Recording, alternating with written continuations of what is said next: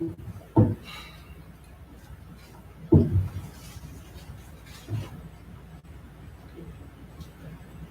it on both platforms? Come. Gotta keep that zeal. Gotta keep that zeal. Gotta keep that zeal for real. Gotta keep that zeal. That's right. Gotta keep that zeal. Gotta keep that. Gotta keep that zeal for real. Gotta keep that zeal. That's right. Gotta keep that zeal. Gotta keep that zeal. Gotta keep that zeal for real. Gotta keep that zeal. That's right. Gotta keep that zeal. Gotta keep that zeal. Gotta keep that zeal for real. Gotta keep that zeal. Young, they ain't go far. Authority will stay in charge. Scriptures on one chord. Okay, gonna pull up forward. You just a buster. Close to the army of the Lord. We host. We everywhere from coast to coast. We on Shalom. Gotta keep that zeal to the end till YAHANNA come, but I'm on there, you revolt. You can't serve two masters, you don't have to lose your life and let it go. From city to city, state to state, we travel, going up to the Lord. Loving your brother is long, stuck with it to be in the heart. Spirit, that's the comfort given to all of the disciples. Me and almost a I in the gun range, shooting up all of the rifles. Protect my nation, there ain't no thing to lay down my life for my friends. Ain't worried about the dance, I make a lot of ends, the home of the truth, ain't no pretend. America is a wicked empire, that's no lie. I prophesy judgment on this nation until I die. Wake up morning, noon, and night, serving the God of Israel. Keeping the seal of the Lord, my oath I must fulfill. Gotta keep that seal. Gotta keep that seal. Gotta keep that seal for real. Gotta keep that seal. Gotta keep that seal. Gotta keep that seal. Gotta keep that seal for real. Gotta keep that seal. Gotta keep that seal. Gotta keep that seal. Gotta keep that seal for real. Gotta keep that seal. Gotta keep that seal. Gotta keep that seal. Gotta keep that seal for real. Gotta keep that seal. As I hit the battlefield, just watch me breathe this fire. I stay fresh with my boots laced in this one West attire. Come and ask me about my vision. I know you see me swinging, don't be hating on the preaching. These lives that we changing and explaining how the Christian church has misled our people. Above all nations, but they'll tell you that we equal. Ain't that shit equal, my zeal lit, ain't no stopping it. And all my brothers shooters like so y'all can bitch you poppin' shit will fall on you. We ain't gon' hesitate. Me and I want y'all. You talking about some heavyweights. We here to set the record straight and speak this knowledge. Cause I ain't shot down. That's why my sword stay polished. Abolish all this faggotry. It's such a tragedy. Just follow the Lord's laws or you'll become a casualty. No fallacy. These prophecies will get revealed. I'm one West and they bury me. I gotta keep that zeal. Gotta keep that seal. Gotta keep that seal. Gotta keep that seal for real. Gotta keep that seal. That's right. Gotta keep that seal. Don't stop. Gotta keep that seal. Don't stop. Gotta keep that seal for real. Gotta keep that seal. That's right. Gotta keep that seal. Don't stop. Gotta keep that seal. Don't stop. Gotta keep that seal for real. Gotta keep. Clap it up. All right, Most High in Christ. Shalom, Israel. This is the Israelite School of Universal and Practical Knowledge. Started out of 1 West and 125th Street, out of Harlem, New York, under Commanding General YAHANNA. Hey, like turn. I think you might need to turn that gain up or check the sound on Facebook real quick. Under Commanding General YAHANNA. You understand? This is the I.S.U.P.K Houston Wednesday law class. And it's Priest and Officer YAHANNA. You understand? Let me try to get this sound. Make sure the sound is toward. I just don't want it to start clipping. You know what I'm saying? You don't want it in the red. You want to definitely get some feedback, just don't want it in the red. So let me go look online real quick, make sure the sound is toward. If y'all can hear me clear, press 1, type 1 in the chat. Baba Kashar, if you could, type 1s in the chat if you can hear me good.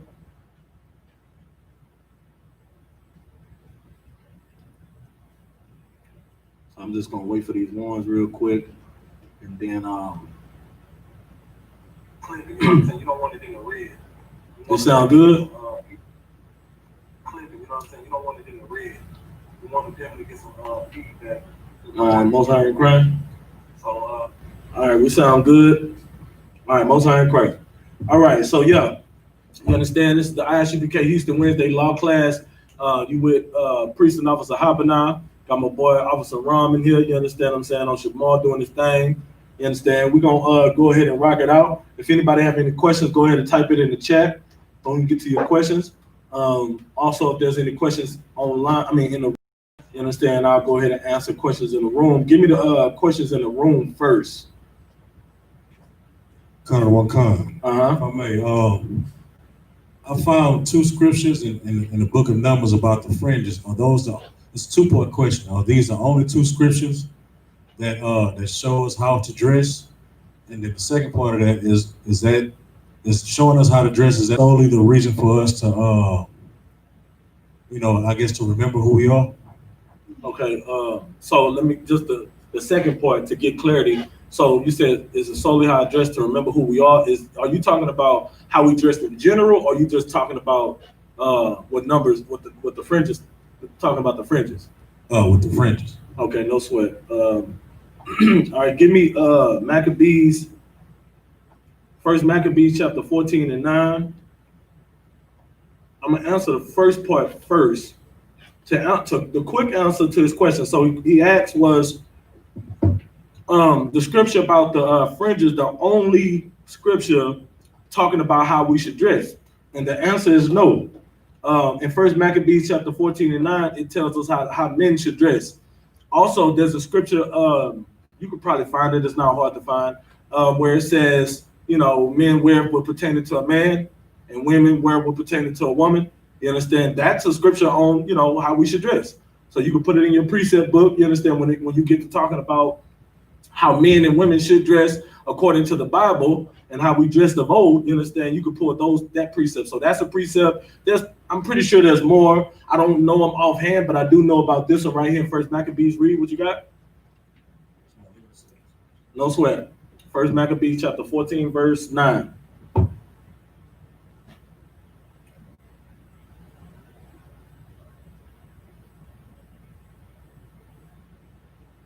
Because what we got to understand is, the Bible it's a history book. So it talks about everything pertaining to how we should look, how we should carry ourselves, how we should act, what we should do. It's no different when it talks about how we should dress. So, do you have Apocrypha? Okay, no sweat. Read what you got. This is the book of First Maccabees chapter 14, verse 9. The ancient men sat all in the streets, communing together of good things. And the young men put on glorious and warlike apparel. And the young men put on what? Glorious and warlike apparel. The young men put on glorious and warlike apparel, meaning starting from youth. You understand? Starting from youth, we dress our men in glorious and warlike apparel. You understand what I'm saying? That's the scripture on how we should dress. You understand? We wear and what you got to understand too is this is pertaining to, when we're doing the work of the Lord, right? You put your garment on, you put your priestly garments on, or you put, how we in the school, how we got our shirts, it's our warlike apparel. You understand? We got our, the protocol. You understand? You come to class, what's the protocol? You understand? UPK attire. You understand? Pants, cargo pants, or jeans tucked in your boots. You understand what I'm saying? The troopers, they got a certain set of rules, all black. You understand? Like, this is biblical. Our young men put on warlike and glorious apparel. That's why we have the young men that come into the school. That's why they wear that all black. It's a sign of them shedding themselves. They can't just come here looking any kind of way. You understand what I'm saying? Them young men gonna put on glorious and warlike apparel. That all black is glorious. And it's warlike apparel. When you see it, think about it. When you see a nigga in all black, what's the first thing you think? That he ready to go to war. He in some form, shape, form, or fashion, right? I even I seen on Facebook how they had this whole it was a whole debacle over black Air Force Ones. You see a nigga with some black Air Force One lows, that nigga he got hands, or he about to rob something, but it's the point. You understand? So when you see a nigga in that all black, the first thing you think about is, oh yeah, it's something about to go down. It's something going down. That's what you see. So that's why it's a glorious thing for them troopers, them young men and them troopers to come in at all black. And even as an officer, I still wear all black. I wear all black like it ain't, like I'm still a trooper, because it's a glorious thing. There's nothing. All black is just something. There's something special about black on black. You understand what I'm saying? So that's a part of our, what we're supposed to wear. So put that in your precepts. Also, you can go find which would pertain to a man and woman. You can put that in your precepts. So is that to Wab on the second part of your question? And I'm pretty sure there's more. I don't have them offhand, like just off the top of my head, but I'm pretty sure there's more scriptures in the Bible talking about how the men went to battle wearing, what they wore. You understand what I'm saying? All right. So now the first part of the question was talking about fringes. So let's go to Numbers. Was it Numbers 14? 15, sorry. Numbers 15. Go ahead. Go get it. What is it? No sweat.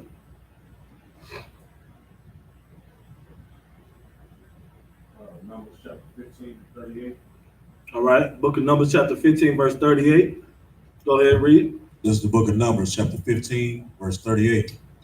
Speak unto the children of Israel, and bid them that they make them fringes in the borders of their garments throughout their generations, and that they put upon the fringe of the borders a ribbon of blue. Okay, so now we know this is Numbers. This is talking about the law. All right. It is law for you to make borders. It is law for you to put fringes in the borders of your garments throughout your generations. Meaning now, future, forever, until, you know what I'm saying? It is throughout your generations. It is law for us to put fringes on the borders of our garments. Keep going. And it says, and that they put upon the fringe of the borders a ribbon of blue. Now it doesn't specify what color blue. So, you know what I mean? But, here in the UPK, we try not to go too overboard with it. You know what I'm saying? We kind of try to stick to, usually like the darker blues, maybe like the royal blue or the navy blue or something like that. You know what I'm saying? You don't want to, it's not unlawful. Where there's no law, there's no sin, but you just want to kind of make sure you're in the right spirit. Like General Muhammad said, about the purple. There's no law against it. You just want to make sure you're not in a bad spirit when you make it. Like some ladies might want a light colored blue to fit. Like they might have this like light blue flower dress or something. And they might want to make the fringes to match their dress. So they may do a lighter blue with the lighter blue ribbon with some fringes on it. It's not unlawful because it doesn't say it has to be a specific color of blue. You understand what I'm saying? It just says a ribbon of blue. All right. Keep reading. As you can see behind me, you see how we got two different blues in the school logo. You got the darker blue in the inner circle, then you have the lighter blue, like a Colombian blue or light blue on the outer circle. So you see, it's not against the law. It's blue though, and that's in the border. That's the border of the. You understand? Of course, it's not a garment, but it's in the seal. It's in the UPK logo, where you know what I'm saying. We just honoring that blue. The school honors that. You know what I'm saying? That blue that the scriptures speak of, right? All right, go ahead. Come. Verse 39. And it shall be unto you for a fringe, that you may look upon it. That you may look upon it. So it's there for you to look at. It's there, like it says, it may be a fringe. So when you walk in, wherever your fringes are, you're gonna see them flapping. You can't help but see it. That's what it's for. It's for them to be looked upon. Now, I'm gonna keep reading. And remember all the commandments of the Lord, and do them, and that ye seek not after your own heart and your own eyes, after which ye used to go a whoring. Okay, so now, when you wear the fringes, right, the question was, are they solely there for you to look upon them and remember the commandments? How do I want to answer this? Yes and no, right? So like, yes, because the scriptures say they're there for you to look at them so you can remember the commandments. So like, let's say you you just coming into the truth, right? You put your fringes on, you're trying to be a righteous man of the Lord. Throw your fringes on, but you used to be the nigga that would rob everybody in the hood. You know what I'm saying? You would be the nigga that everybody feared because they knew if they come down a dark alley, you was waiting on them with that shotgun or whatever the hell it was that you had to make them come unasked, whatever they got, right? You was known for that, known for kicking in doors, robbing people. Well, you've changed your life. You come in, of course, not specifically to you, we just speaking in general. You come in the truth, you say, I don't want to be that person no more. You understand? I don't want to be the person everybody's so afraid of, that I'm gonna take their stuff. I want to change my life. I want to be a righteous man of the Lord. I'm trying. Now you just made this change. Everybody else don't know that, and you still probably battling. You still, you got your all black on, trying to shed yourself. Got your fringes. You come holler at me. I put the fringes on your pants. Now you got the fringes on your pants. Well, those fringes are there for you. Might one day you don't, and put them on all your pants. Like put them on all your, not all your pants. Don't put them on your work pants. Put them on your security uniform. Don't put them on, your damn Walmart outfit. You understand what I'm saying? But throw them on your black cargos. Throw them on your black jeans. Something that you're gonna come. You know what I'm saying? Put it on all of your black cargos and your black jeans. So that way you ain't gonna leave no stone unturned. You understand? Any pants that you are gonna come to class in, or come to any UPK event in, or come to any, you know what I'm saying? Put them on those, right? So that way, damn near almost every pants you wear outside of work or whatever, you got fringes on. Why? Because now you may be going to the store, got your fringes on. You know what I'm saying? You going to the store, but then you see one of your brothers come from the ATM. And he counting his money. He got a big old, I'm talking about, he got that stimulus check. You understand what I'm saying? He got that Harris County COVID relief fund. He counting it. It's about $1,000 or however much it is. You looking at it like, man, you remember the man of old. You remember what you used to do, like, man, I could just easily go. Easy pickings, right? You going you make a beeline towards him. All of a sudden, while you making that beeline, them fringes flapping in the wind. You just look down, all of a sudden you see them fringes, like, man, what am I doing? Like, you know what I mean? Like, dang, I'm sitting here in my UPK stuff. Like, I can't just don't steal, don't kill, don't, you know what I'm saying? Don't remember these laws. They're there for. So yes, they are there for that. And I mean, it's yes and no, because yes, they're there for you to remember, but they also look good. You get fresh, you put your fridges on, you got they there for other people to see too. Other people like, damn, that look nice. I like how you got that going. What them about? Now you come and ask me about my fringes. Why you got them on? Now we can have a dialogue. Now you can learn today that you are Israelite and that you the Lord chosen people only because you saw how stylish they look. And of course, Israel make everything look good. You understand? So in short answer, yes, it's there for you to remember. It's there for you to, because it says it right here that ye may look upon and remember the commandments of the Lord and do them, and that ye seek not after your own heart and your own eyes. So now you're not gonna be seeking after what that money that you see from that your brother counting that money. So now you're not gonna go rob them. Those are the fringes that'll remind you of. So yes, to answer your question, yes, that's what they're there for, but also they're there too. I mean, we gotta look good too. You gotta be fresh. You ain't gotta just don't be coming out here with no homo fringes. You understand what I'm saying? Don't be coming out here with the little rose petal fringes or what the hell. I don't know. They got all types of different little fringes and stuff people be wearing. I'm like, good night. You understand what I'm saying? Like, y'all be out here looking real girlish. You understand? Get you get some fringes. Like, look like a man. You understand? So that's to answer your question. You too well with that? What kind? All right. You got anything else? Yeah, one last thing, according to the same subject. Okay. I looked up, like the origin of a T-shirt. Mm-hmm. You know what I'm saying? And they say, it was used as an undergarment. Right. You know what I'm saying? So how do those fake Israelite groups justify putting fringes on a T-shirt? Well, they don't. They can't justify it. They have no answer for it. Like, this is the thing.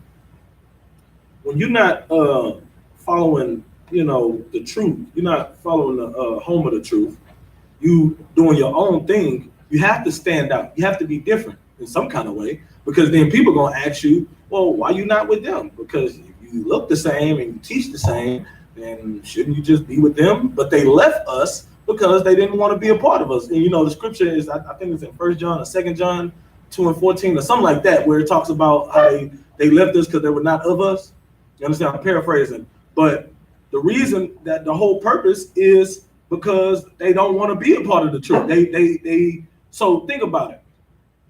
When someone leaves the truth, do they ever really stay the same, teach the same doctrine in the same way? No, they always, it's something different about what they're teaching than what we teach. That's why we always say we're not affiliated, because they have to teach something different than what we teach, even if they teach most of the stuff the same, right? Even if they still get breakdowns from us. There's something in their doctrine that they teach is going to be different from us, and it's not going to be biblical. You see what I'm saying? So with the fringes, that's one of them. They wear it on their pants, we can put on our shirt. The Bible doesn't say it is a garment, because a t-shirt, if you look up a t-shirt, technically it's a garment, but it's not the same type of garment that's in the Bible, that when it says garment. You know what I'm saying? That's an undergarment. A garment, but it's an undergarment. They wear it like it's an outer garment, because today we wear our t-shirts like that. You see what I'm saying? But they're trying to justify it by saying, hey, well, we wear our t-shirts like that, so we should be able to put fringes on the bottom of it. That is not the case. You put fringes on your priestly clothes, things that you will wear to, do the work of the Lord. And you don't, not saying we don't wear t-shirts when we go out do the work of the Lord. We don't put our fringes on it because it's still considered an outer garment. Now, some brothers may have a t-shirt on, and then they'll have an outer shirt that you can wear, like, I'll give you an example, a Dickies button-up. A Dickies button-up is considered an outer type of garment. How do I know that? Because you would put a t-shirt under it. Would you you could go to an interview in a Dickies button-up shirt. Are you going to go to most of the time you go to that, unless it's super hot down here like in Texas, you're going to usually put a t-shirt under it, right? And it's not really going to be shown. You know what I'm saying? That's an undergarment, just like you put pants over your underwear. You understand what I'm saying? Now, could you come outside in underwear? Yes. Is it, and of course, you might get locked up for indecent exposure or something, but just because you can do it doesn't mean it's biblical. Just because you can come outside in some basketball shorts doesn't mean you can put fringes on them. You see what I'm saying? You get the point, right? Basketball players wear basketball outfits, and basketball shorts are a part of that uniform. You can't put fringes on basketball shorts, even though they wear it as an outer garment. It's not. You understand what I'm saying? So fake Israelites can't justify it. They just do it, and they really don't care. They really don't care to justify it, because they feel like their pride. You understand what I'm saying? Their pride. Hell, fringes is the least of their worries. When they letting Africans and white people in their organizations, fringes is the small thing. Like, I put fringes on my t-shirt. That ain't nothing compared to you clearly not separating from the other nations, right? You get the point. So they doing all type of manner of wickedness. Fringes on the t-shirt is just one of them. And to them, that's probably a small thing compared to I don't even want to give them no clout. You understand what I'm saying? But you got one group over here talking about they can rape women and rape white women and do all this and do all that and molest little girls. You understand what I'm saying? So if they talk about molesting little girls, do you really think they care about what we say about putting fringes on the t-shirt? They don't give a damn about that. They raping people, they raping women, they molesting children. So, wearing fringes on the t-shirt is a small thing compared to that. You understand? But no, they're not trying to justify it, because if they was, then they'd be in the truth, man. And they wouldn't be out here talking like that. They wouldn't be doing that. They wouldn't let white people in their organizations. They wouldn't let Africans in their organizations who murder us, who murder our sisters.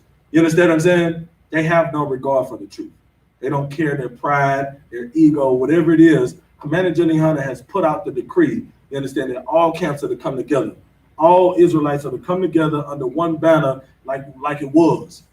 You understand? The truth ain't never left. They left the truth. You understand? We good on that? No.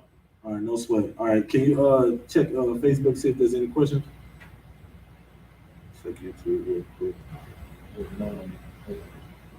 He says none. I believe my rib had a question on now. Let's see. Let me go back to it real quick. Okay, yeah, it's not. It must have disappeared. Okay, so Go to the part where you can go look at the comments. You know how you click above the video? You should be able to pull up any past comments.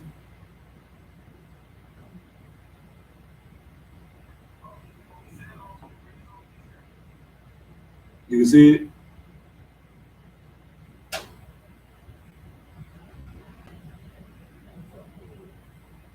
All right, no sweat. It says,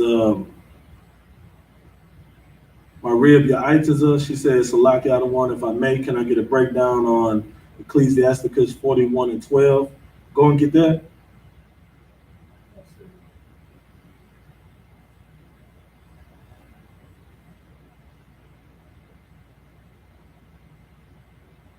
Ecclesiasticus chapter 41, verse 12.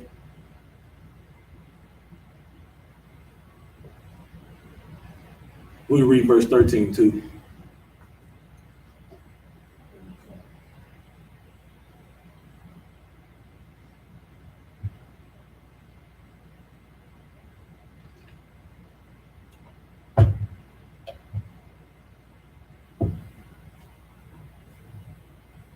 Give me a bottle of water. This is the book of Ecclesiasticus out of the Apocryphal, chapter 41, verse 12. Mm-hmm. Have regard to thy name, for that shall continue with thee above 1,000 great treasures of gold. So it says, have regard to thy name, for that shall continue with thee above 1,000 great treasures of gold. Keep going. Come, verse 13.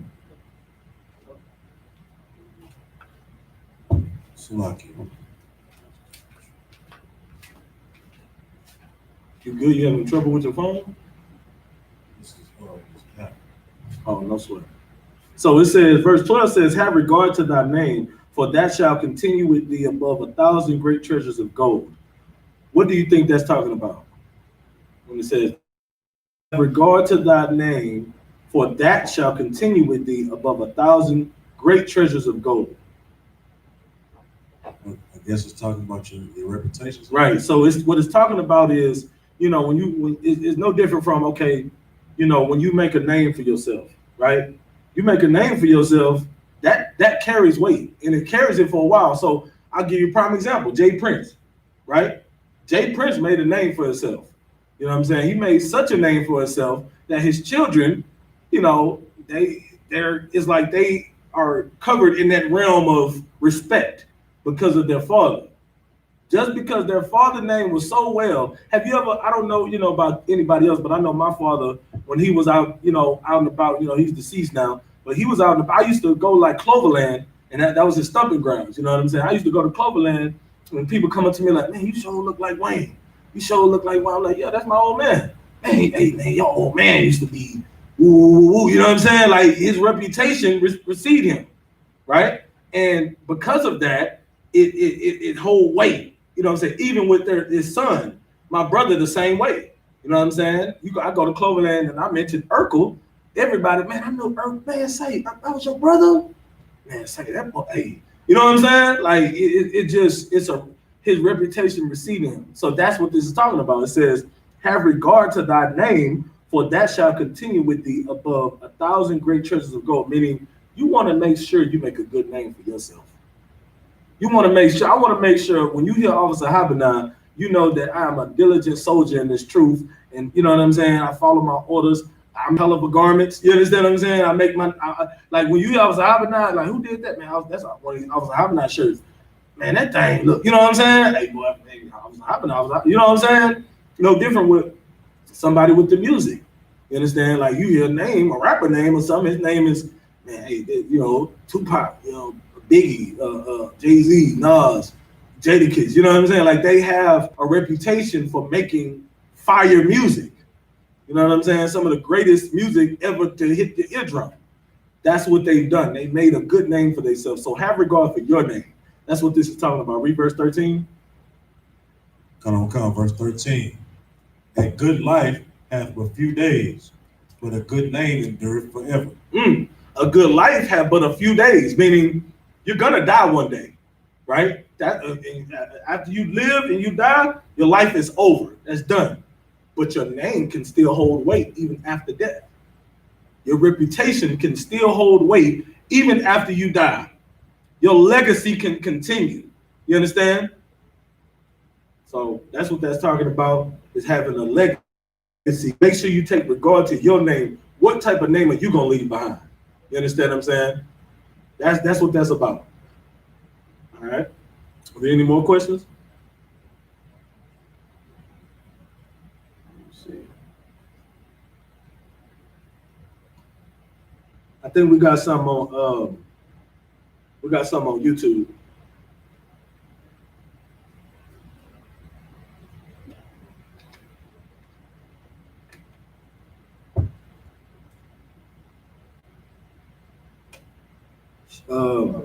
Salakia.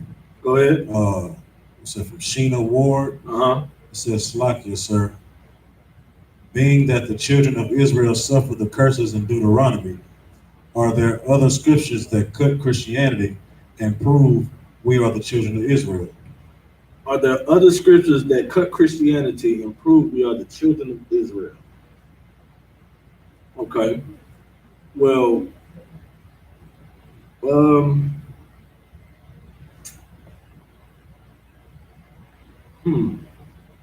that's a good question. Captain Katazai did a 12-tribe lecture where he brought out not only biblical scriptures, but also archaeological evidence proving that we are the lost tribes of the children of Israel. You understand what I'm saying? So now the thing about Deuteronomy is you really don't need nothing else. Like, you know what I'm saying? Like, to cut a Christian, for one, I hope just to clarify, sis, I hope you ain't trying to do no, teaching or battling, but you really don't need anything. Like, what you want to do, you know what I'm saying? Like, I don't even want to necessarily give you tools to battle, because this ain't for brothers that are officers in the school, right? What you want to do is make a Christian cut himself. You don't want to go through the Bible and say, yeah, I can show you this, I can show you that. Make them prove. You understand? They're coming against what you teach, officers. Make them prove their premise. You understand? And based off what they can say, because they can't prove it, but based off that, then you would, cut them with precept, but usually they'll cut themselves. You understand? And you really don't need to go nowhere else but Deuteronomy, because Deuteronomy speaks on the curses. And if you're going through these curses, then you know you're the children of Israel. If you're not going through these curses, or you know what I'm saying, like, I'll give you a prime example. We get shot down in the street. You understand? We go to our enemies for food and clothing and one of all things. Who else does that besides Black, Hispanic, and Native Americans? You understand? Who else goes, like, we go to those other nations? Like, it's only so many nations. You got the Africans, you got the Arabs, you got the the white man, you got the Australians, all of that, you know what I'm saying? Japheth. In our communities, we got Chinese people, Africans, and Arabs, right? None of them come to us for anything, do they? Do they come to us, or do they go? Do you see Africans going to the Chinese for food and clothing? No, they have their own. They have their own restaurants. They have their own companies and stuff that they, they don't have want of it. If they do go get it, it's because they just, it's just something that they're doing. They don't have a need for it. You know what I'm saying? Like, we have to, why do we have to go to the African and the Arab and the Chinese people and the white man for everything we need? That's a question. Why do we have to go to them, though? Why do Black, Hispanic, and Native Americans have to go to them? Because we're in captivity right now? Because we have no other choice. We don't own our own stuff. Even if we got little small black-owned businesses, where are we going to get our materials for our small black-owned businesses? We have to go to the white man to get it. Whereas the white man make it. The Africans, they got their own stuff. They make trades. Chinese can trade with America. They can trade with, you understand? They have technology and resources. Africans got resources. They got natural resources in the ground. In Africa, you got all the diamonds and the precious metals that they could trade, right? To get resources. Arabs, what do Arabs have to trade? Oil. They have oil. You understand what I'm saying? What do Black, Hispanic, and Native Americans have to trade? What can we barter? What can we say we got to say, okay, we got this, you got that, let us have some of that, we'll give you some of this. What do we have? Nothing. We ain't got nothing. You understand? So Black, Hispanic, and Native Americans are the chosen people that Israel, according to the curses. You know what I'm saying? And that's just one curse I brought up. You can read down the line. Who nation was sold to another people? You understand what I'm saying? Their children was set, like we can see, like they love to say the Christians and fake Israelites, and I'm pretty sure you've heard this, sis Sheena. I'm pretty sure you've heard this where the fake Israelites or Christians are trying to say that Mexicans aren't our people. Well, the Bible clearly says that you'll be given to another people. Our people, our Isupkite brothers and sisters are getting separated at the borders. They just recently, if I'm not mistaken, they just recently came out and said that they wasn't going to start detaining them at the borders anymore. They just recently did that because of the coronavirus. If it wasn't for the coronavirus, the Most High hand. You understand what I'm saying? The Most High did that. The Most High made it to where they had to stop their operations of separating out people at the border. If it wasn't for the Most High, then they still would be so evil and vile and have our people in cages at the border, man. They probably still do have some children still there, but they're not taking any more. You understand what I'm saying? And that's the most Barakatah YAHANNA for that. You understand what I'm saying? But they are our people, clearly. The Native Americans are our people. Why? The Native Americans are Mexicans. Mexicans are Native. They all, you understand what I'm saying? We're the same people. Native Americans, look what they going through. They ain't got hardly nothing. They being plagued with like their communities are being plagued. Nobody's helping them. They built the damn pipeline on their land. The pipeline bust, destroyed a whole bunch of stuff. They took the land from them, raped, robbed, and murdered them, and gave them a small portion of it to live on. Where they look, it's like they living in trailer parks, damn near. You understand what I'm saying? Like that's you can't tell me that they're not our people. They're going through the same oppression that I am. They're getting killed just like we are. The same. We are the same people, but these other nations aren't. Get pulled over and you know, get drug out the car and beat and put a knee on his neck until he died. When have you seen an African, you know, stand in front of a store? If an African standing in front of the store, what is the police gonna think when he pull up? He what? Say it in the mic, Baba Kashar. That he owned it? That he owns the store. If a nigga is standing in front of the store, what is he gonna think? Either selling dope or robbing. He's out there selling dope. He's out there trying to rob something. He's trying to steal out the store. He's trying to do something wrong. But if you see an African standing out there, oh, that must be the clerk. Or that must be the owner of the store. If you see an Arab standing out there, oh, he run that store. That's his store. If you see a Chinese man outside the store, oh, that's his store. But if you see a black man, a Mexican man, a Hispanic man, or a Native American man standing out there in front of the store, they up to no good. You can't tell me the black, Hispanic, and Native Americans are not our people. You understand? I hope that answers your question, Sister Sheena. You understand what I'm saying? You know, it really don't take much. You don't even need, like, all you need is Deuteronomy. And you understand what I'm saying? And look, if a Christian don't understand it, then they just hate us. They just hate their people, and they're some damn coons, and they are of their father, the devil. It's that simple. You understand? All right, so that might be all the questions so far. Let me check on Facebook one more time.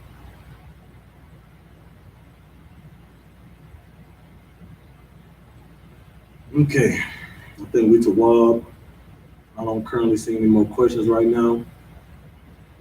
All right, so let me go ahead and go on the lesson. So as y'all know, for the past month, we've been talking about how men should be and how women should be. Now we're going to talk about the things that, you know, we're going to talk about how to apply these things and how to make it work in a marriage and make it work. And not only just a marriage, but just in general, as the black man and the black woman, you understand what we need to do in order to make the black household great again. Because the thing about it is, our oppressor has came in and really, you understand, destroyed our way of thought, our way of life, the way we view each other. They pit us against each other. You understand what I'm saying? Like, and that's biblical. Give me the precept foes should be there of their own household. They pit us against each other. How do they do it? Child support. How they do it? Drugs. How they do it? Whoredom. Or they make the men effeminate and make the women masculine. That's how they do it. It's like a divide and conquer tactic that they use against us. And we have to be more wise to be able to see through that.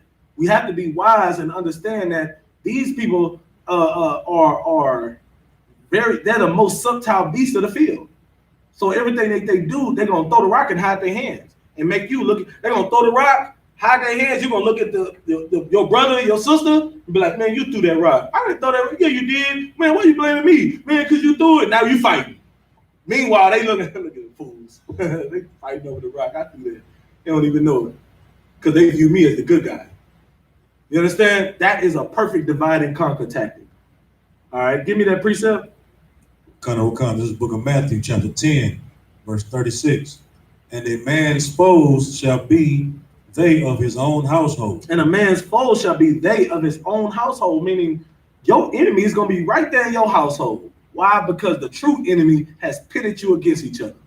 And you hate each other. And that's the first step in how they destroy the black family, the black lives. Because you know how? Because if you put your wife against you, if they put your wife against you or your woman against you, guess what? Now, how can a black family be great? What did the Lord say he wanted man and woman to do?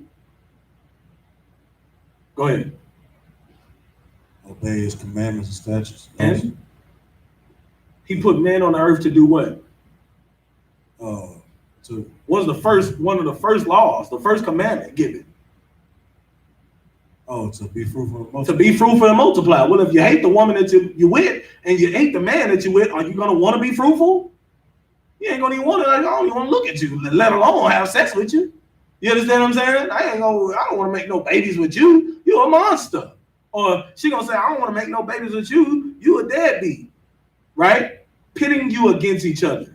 The only way you're gonna be the dude would follow up with the first commandment is to be fruitful and multiply. You can't do that hating each other. You understand? And marriage is forever. So you're gonna be with your husband, your wife forever, just looking at each other, hating each other. Y'all gonna look at each other and be like, every day I gotta look at you. You understand? Then if you do have kids, mom, you're gonna hate the kids too. Because what is the first thing that your mama say when your daddy piss off? You act just like your you look you get don't look at me. You look just like your daddy. You understand what I'm saying? Like, that's the first thing the woman say. Soon as the daddy done pissed them off, and hey, mama, can I go outside? You get on my leg. You look just like your daddy. They hate the children because of the father. You understand what I'm saying? So, give me Proverbs 11 and 14. So the first thing we have to understand is that, it's biblical. Satan is going to come destroy your household. He's going to use that woman, and he's going to, put that woman against you. So sisters, you have to be vigilant of that. You have to know, okay, I know Satan is going to attack me to get to my man. So what I got to do is be vigilant and ready for it and work on myself. Get yourself to the point where you are so prepared that when it do happen, it won't even affect you. It's no different from, you know what I'm saying? Okay, when you put that same energy that you put into the gym. When you want to go out and work your body out and look good and you want to look sexy and you doing all that because hey, I want to get fit. So, let's say you're a single sister. You want to get your body right and you want to look so good. So when it's come time for you to get a man, you already ready. It's there. You prepared.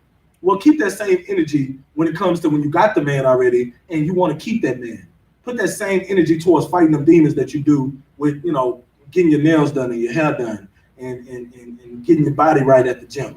You understand? Keep that same energy because you're going to need it because the demons are going to attack and you have to be ready to fight them off. You can't expect your husband to fight all your demons all the time. You have to fight them too. You got to. I mean, he does fight this man. He's a priest and prophet of the Lord. He's going out fighting demons for the nation. And then he has to come home and fight all your demons too, and you ain't fighting them. You ain't you're not even trying to weaken them. Y'all supposed to be a team. That's the first thing to remember about a marriage: teamwork. Teamwork is what it is. You are one body. When you join yourself unto that man, y'all are one. Y'all have to think like one, be on one accord, one body. You understand? Different parts, but one body. You have to be on the same page. Read what you got. And one of the ways you be on the same page is when you feel some type of way, get counsel. If you you got a problem, Matthew 18:15. Matthew 18:15 does apply within the household. It does apply for a man and his wife because you are what? You still are what? Brothers and sisters. You still are brothers and sisters. Flesh of my flesh, bone of my bone. You are still my sister if you're my wife, and I am still your brother. So guess what? If you feel some type of way, you go to me and me alone and tell me what's going on. And we're going to figure it out. Half the time it's really just you and your feelings. But it's okay if I done something wrong and get to the bottom of it. So like it, baby, I'm sorry.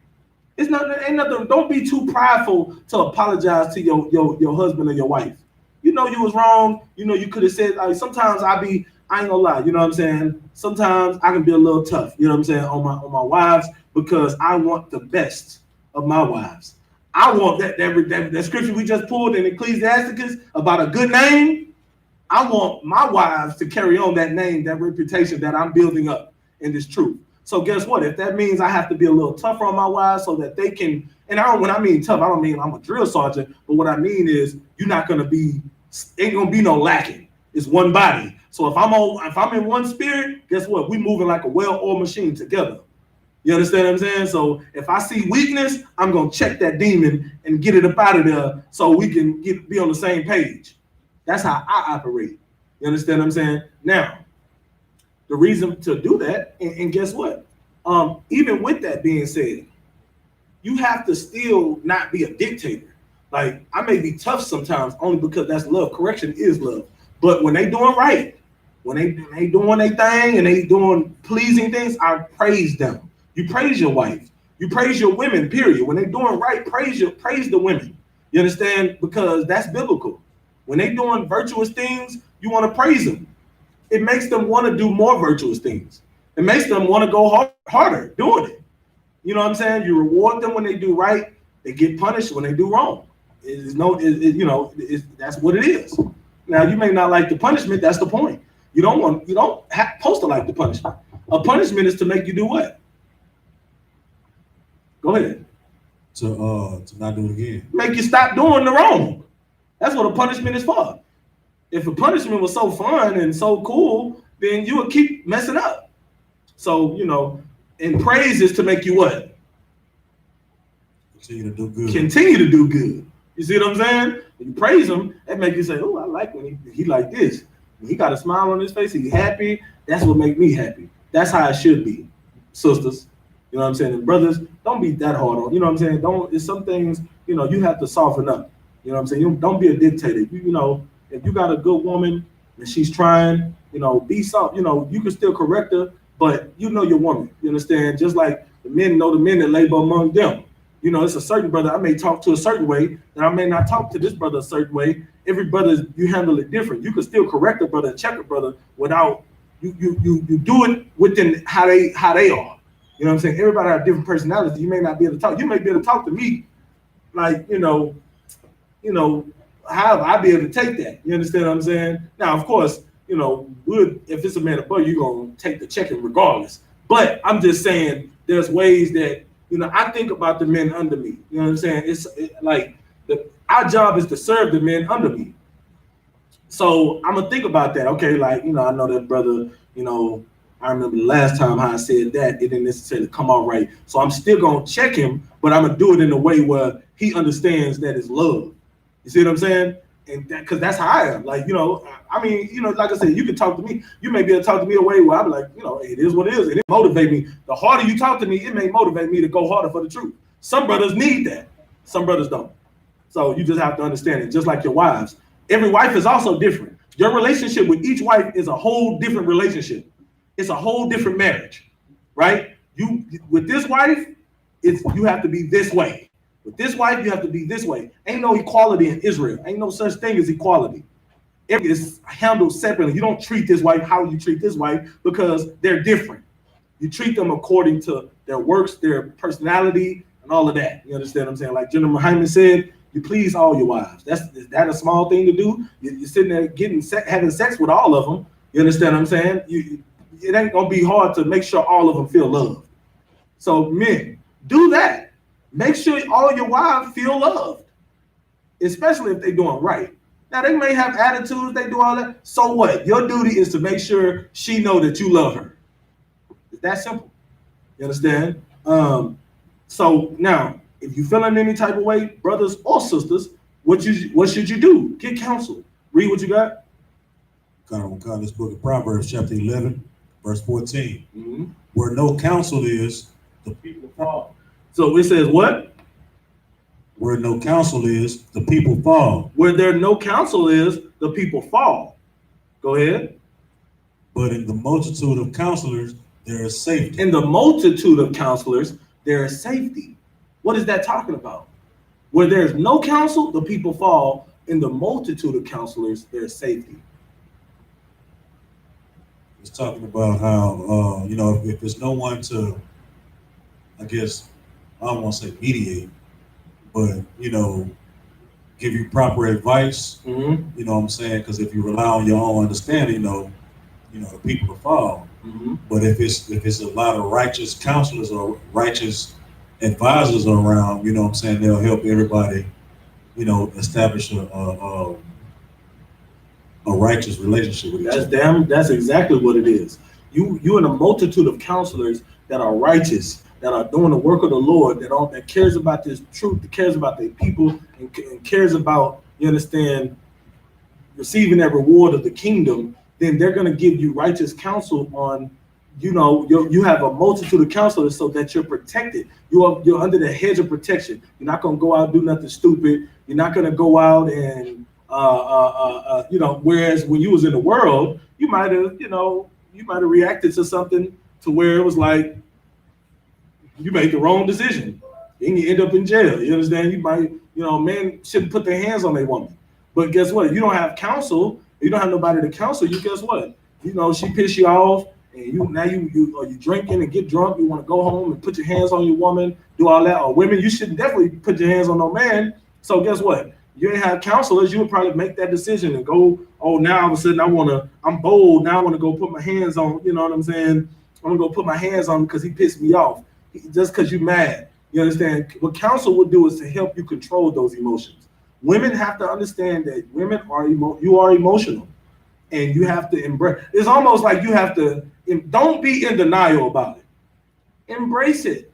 Understand that I am emotional. I need help controlling these emotions, and that's what that man is there for. If that man can't do it, or you feel like he's not, doing it in the way that you need him to, then you can go. You can get counsel. You can.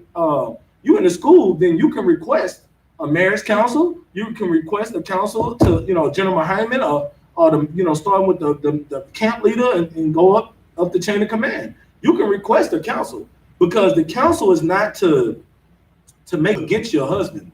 The counsel is you want to seek the counsel because you love your husband and you want to try to make it work. It's just not working. So you go to him first. If he don't hear you, Matthew 18:15, if he ain't trying to hear you, then you know what? Can you call the camp leader, Baba Kashaw, sir? And one thing I'm gonna tell y'all, I don't give a damn how mad you are, whatever, like you got attitude, all that.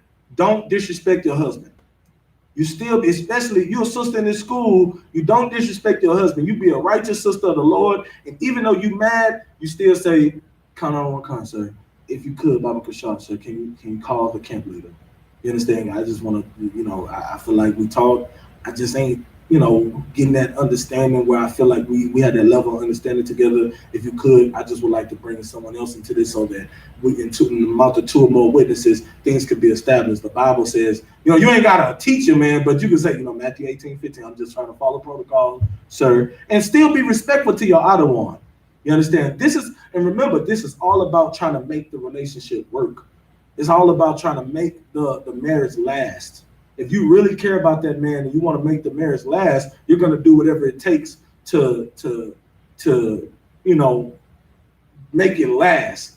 If you're mad, you got an attitude in the moment, you still don't do nothing that okay, if I act like this may hinder this relationship. I don't want to hinder. That's the last thing I want to do, because in the I.S.U.P.K, marriages last forever. In the Bible, marriages last, marriage is a lifetime thing. It's not no light thing. It's forever. You lay with that woman, you lay with that man, you together forever. It is what it is. You understand what I'm saying? It ain't no in between, man. In the world, we used to just, that's how you make whores out of the daughters of Israel. Because you get with one woman, she ain't, doing everything that you want. So you move to the next woman, you throw her away. You move to the next one, you throw that one away. You move to the next one, then they become whores because now they slept with you. You leave them alone, so now they got to go mess with another man. Before you know it, they done had 50 rods in them. That is the man's fault. We can't sit there and call these women whores, and we can't sit up here and hold these women to a standard saying you don't want to be whores and don't need to be whores when we out here whoring them out. Black men, Black, Hispanic, and Native Americans, we have to do better as men, man. We can't do it like be out here, you understand, treating these women like that and expect them to not be damaged. We can't do it. You understand? We have to hold ourselves to a higher standard than we hold the women to because we are their protectors. The Bible says the flock of my pasture are men. So we are the Lord's flock, man. We have to lead the people. The men have to lead. How the hell we gonna lead a nation when we can't even be righteous men to our women? That's where it starts. It starts with being a righteous man to your wife, and guess what? And you do what it takes to make the relationship work too, because it was something about her that made you sleep with her. So whatever it was that made you sleep with her, that's what keep that same energy when it comes to like staying with her. You understand? Give me if you could, give me 1 Corinthians chapter 7, verse 10. Now, marriages, like I said, biblically, marriages last forever. It's that in the Bible. You understand? So you have to do whatever it takes. If you just getting with a man just for it to be temporary, then sis, you definitely, you're in the wrong place. You supposed to be, because every woman want a man, but then when hard times come, all of a sudden now, you double thinking things, and that's why you should take your time. But that's another 7 and 10 first. God, I want to call this book of 1 Corinthians chapter 7, verse 10. Mm-hmm. And unto the married I command, yet not I, but the Lord, let not the wife depart from her husband. So it says, and to the married I command, yet not I, but the Lord. He's saying it, and he said, I'm commanding this, but this is not what I'm saying. This is what the Lord is saying. You understand? He says, yet not I, but the Lord, let not the wife depart from her husband. Meaning, sis, I don't give a damn how mad you get. I don't care that things are not going your way. I understand you're a big old baby and things are just not going your way at the moment. You cannot leave that man. Now, can you separate? Can you go over here to your father's house or your sister's house? You just kind of take the edge off. Maybe have a drink of wine if your husband allows you to drink. Have a drink of wine with your sister or sister, and whatever. You still got to get permission. You can't just go leaving and doing all that. Everything still has to be done decently in order. Even if you're mad at them, well, hey, at the end of the day, I know we disagreeing right now. Do you mind, Baba Kashar? I don't want. If I just go over here, I just want to have a little drink of wine with the sister, maybe read some watch a class or something, just kind of, clear my mind. If he say, yeah, you know what, guess what? Most likely he gonna say, go ahead and go, no sweat. Especially if he know that he got a good wife, y'all just in a heated argument or a disagreement, and he want to make the marriage work, you want to make the marriage work. So if taking the edge off, going to a sister's house or going to your father's house or something like that, just to clear your mind, and that helps. Going to take a walk at the park. If you're a sister that likes to work out, go to the gym. You ask your other one, so like other one, you mind if I just go to the gym? I just want to, go to the gym, work out, and come back and we can talk about this later. Communication is a huge, huge part of a relationship. Communication. Don't be afraid to talk. Don't be afraid to communicate. Don't be afraid to come to your other one and say, so like your other one, I just need, if you don't mind, sir, Baba Kashar. You understand? I just need to clear my head. I just want to go walk around the park a couple times. It's not dark outside. I'm going to be safe. I'll make sure I text you when I get there. You can still do these things even if y'all at a disagreements.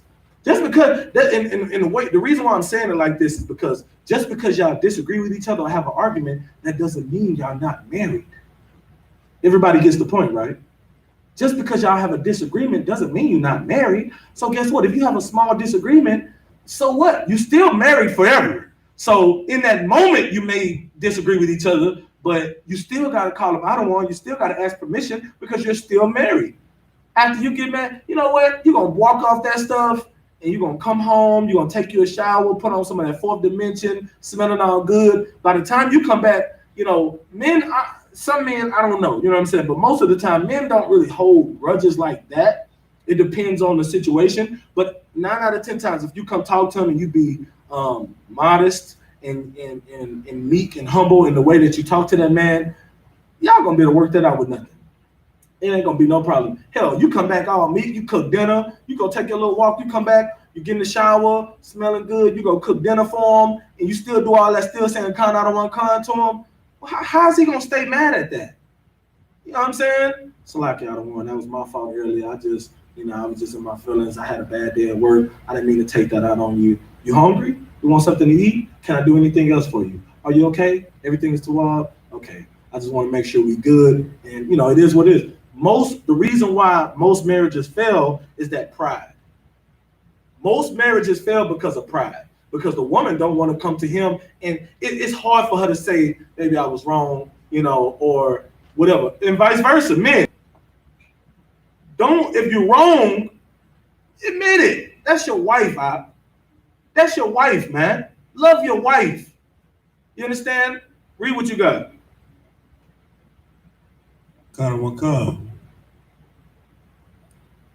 Verse 11.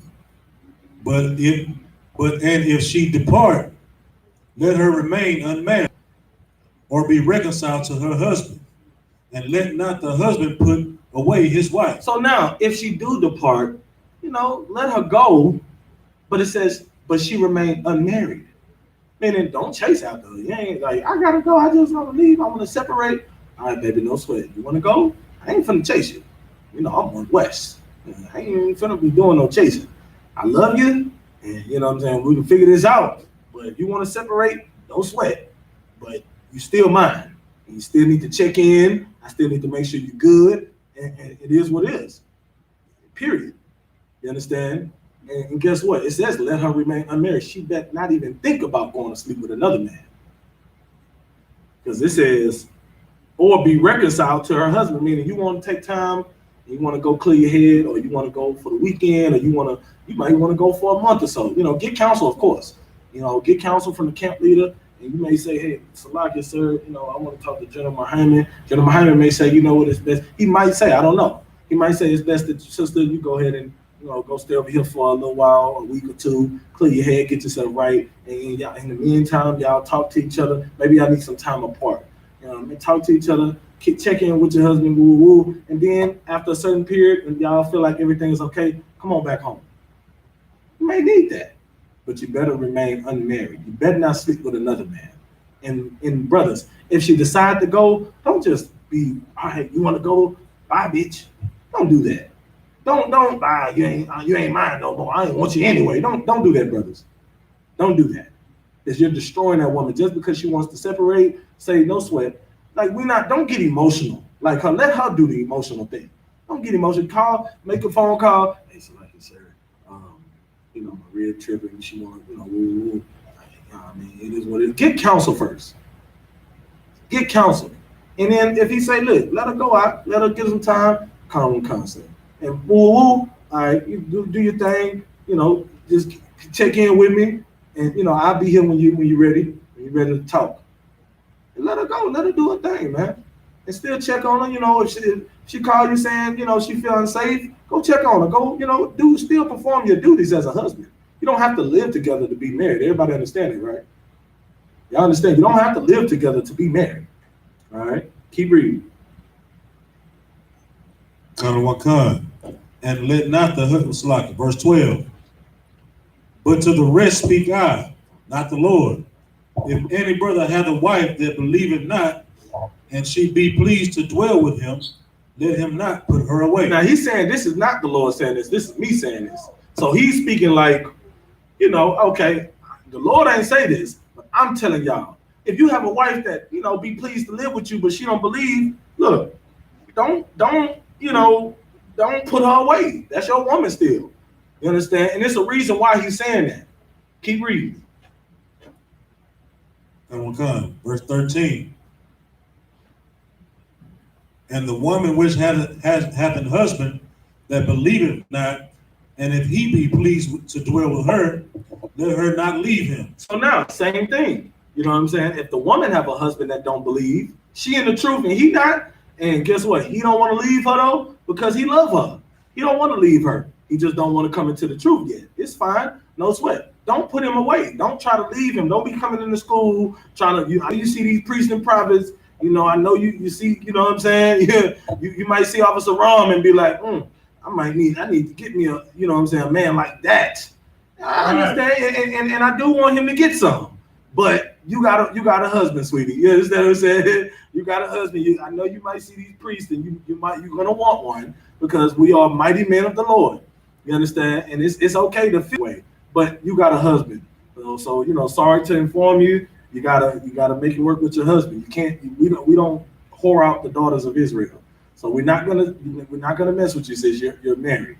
You understand? And if if he's not pleased to dwell with you, it's okay. I mean, if he's not pleased to come into the truth, but he pleased to dwell with you, knows what? That's still your husband, sis.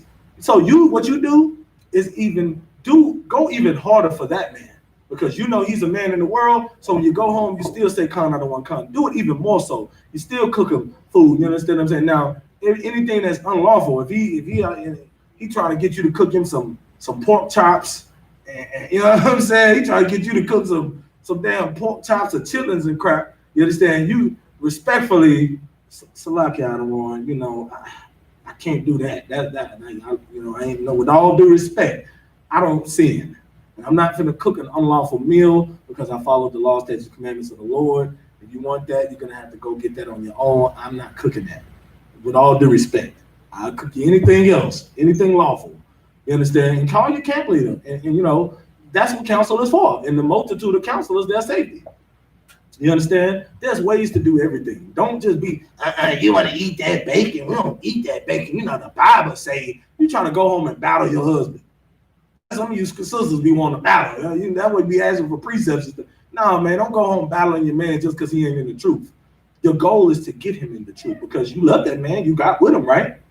You got with him. You just see something that he don't see yet. And guess what? You be that light to shine to him and make him say, damn, baby, you still coming on talking about count on one count. Where you learning this from? You didn't change. I remember you was never running me bath water. You ain't never really did. Yeah, I mean, yeah. I don't know. Like, I remember you was cooking this steak and it was good, but now since you've been going to that, since you've been in that cult, your steaks have been, I mean, I don't know what the hell going on. These have been some, like, it's some different kind of steak. You understand? It's some steak I ain't never tasted before, baby. You running my bath water and you saying, you know, being all sweet to me. Whatever you doing, I might need to come check them brothers out. I need to come check that out because if they got you like this and I knew how you were before this, then maybe I need to see what they're about. That's what you do. You be a light to that man and you shine for that man to where it's going to make him say, you know what? I need to go to that class. I need to see what the hell they teaching you because you are being so exceptional in being a wife, and vice versa, brothers.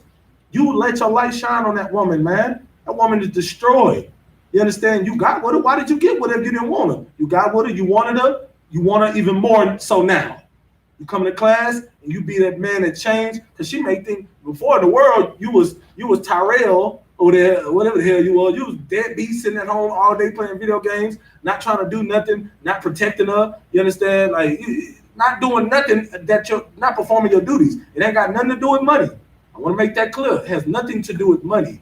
It has everything to do with teaching and protecting and, you know, loving that woman. And before, when you was Tyrell, you weren't doing none of that. Now you come into the school, you're a young man or you're a trooper or officer, you got a name. Now you show that woman, I'm not Tyrell anymore.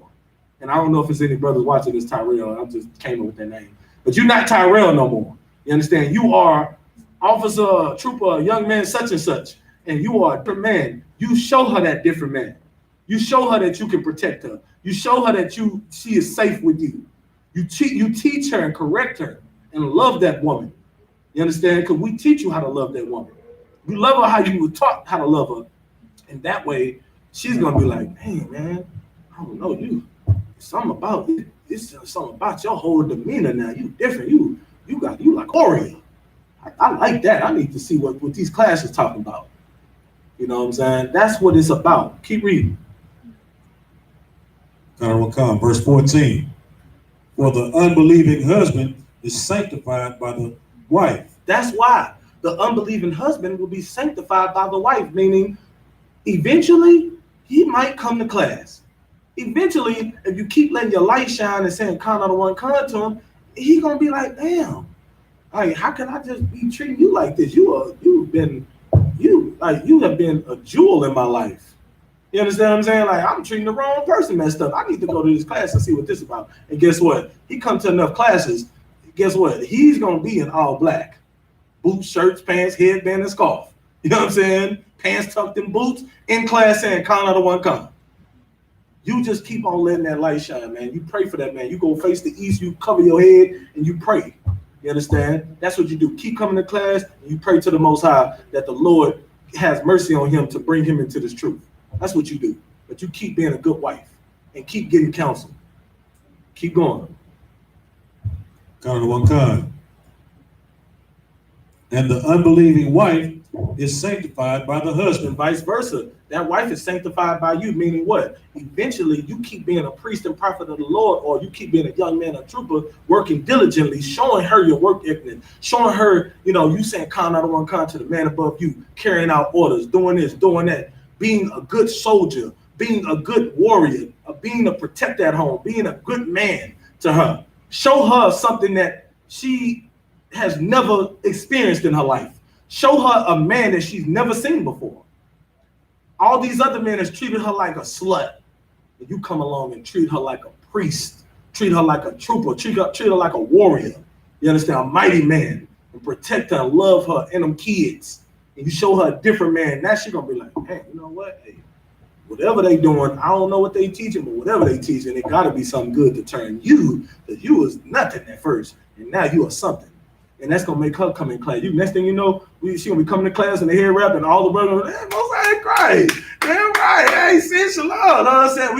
It's gonna be a wonderful, glorious, beautiful thing for both situations, for the man to come in or the woman to come in, because of your hard, diligent work in this truth. That's why it means that's what it means by they're gonna be sanctified by that. You understand what I'm saying? Let your light shine so that way, you understand, they can see that light and they'll come into the truth. All right. We ain't got to finish that out. Give me Mark 10 and 9.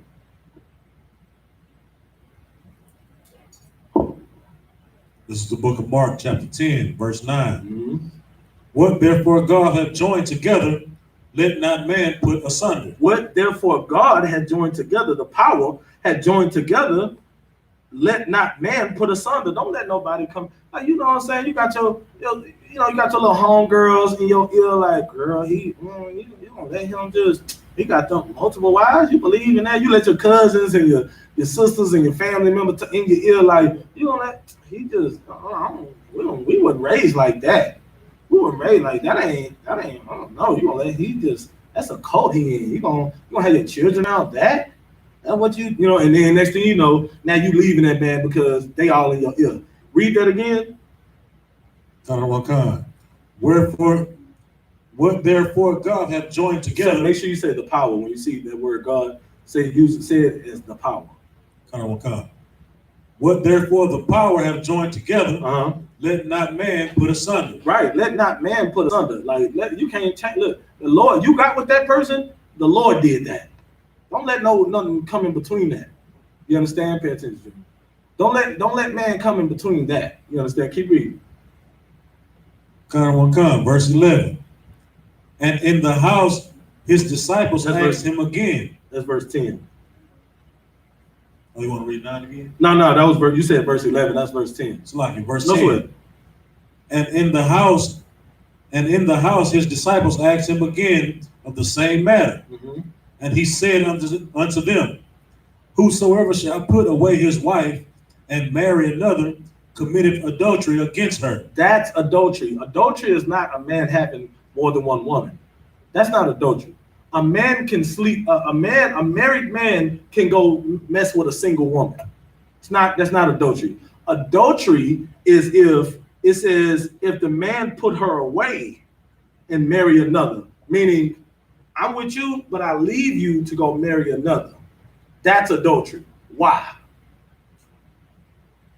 Go ahead. Because thou shalt not put her away. Right. And what's that gonna make her do? Marry another. Exactly. And when you marry, if that you're whoring her away, you have ultimately caused her to commit adultery by putting her away. So you're just as guilty. You are an accessory to a crime. Because if you would have never left her, put her away, she would have never went out and slept with another man. You understand? So you have committed adultery against that woman because now you didn't cause her to commit adultery by sleeping with another man because you left her. So don't go put her away to marry another. Just keep her and marry another. Don't leave her. Don't forsake her. Don't abandon her for another woman. Keep her and still love her, and still keep and uphold your duty of marriage with her. But now you just have to uphold your duty of marriage to more than one. Now you have a greater responsibility. And take it from me, Officer YAHANNA, it is definitely a greater responsibility. So y'all out here that think, oh, multiple wives is all fine. It's not a bad thing, but it ain't an easy thing either. Being a husband of more than one wife, especially with the truth being your only wife, it is not an easy thing. It is a great responsibility because now you are rulers over these women and protectors and making sure that they are doing everything righteous, and it is not no light thing. So brothers, you can't handle it, don't go out here doing it. You understand? I would definitely get counsel before you do that. So all right, keep going.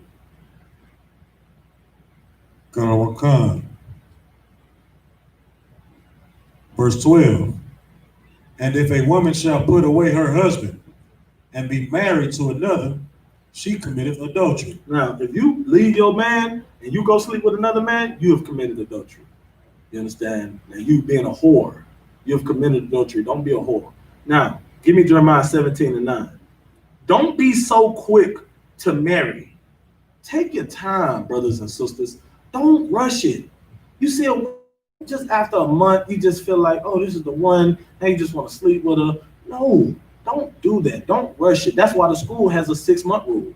That's why it takes 6 months for you to even start courting a woman, and another 6 months before you can sleep with her, before you really can even touch her. You got a whole year before you can touch this woman and sleep with her. You understand what I'm saying? And that, like, touch her in that manner. You understand? You got a whole year before, and what that does is that give you time. That way y'all can see what goes on. Y'all gonna deal with each other, the arguments. There's gonna be, in the courtship, there's gonna be arguments. And it should be arguments.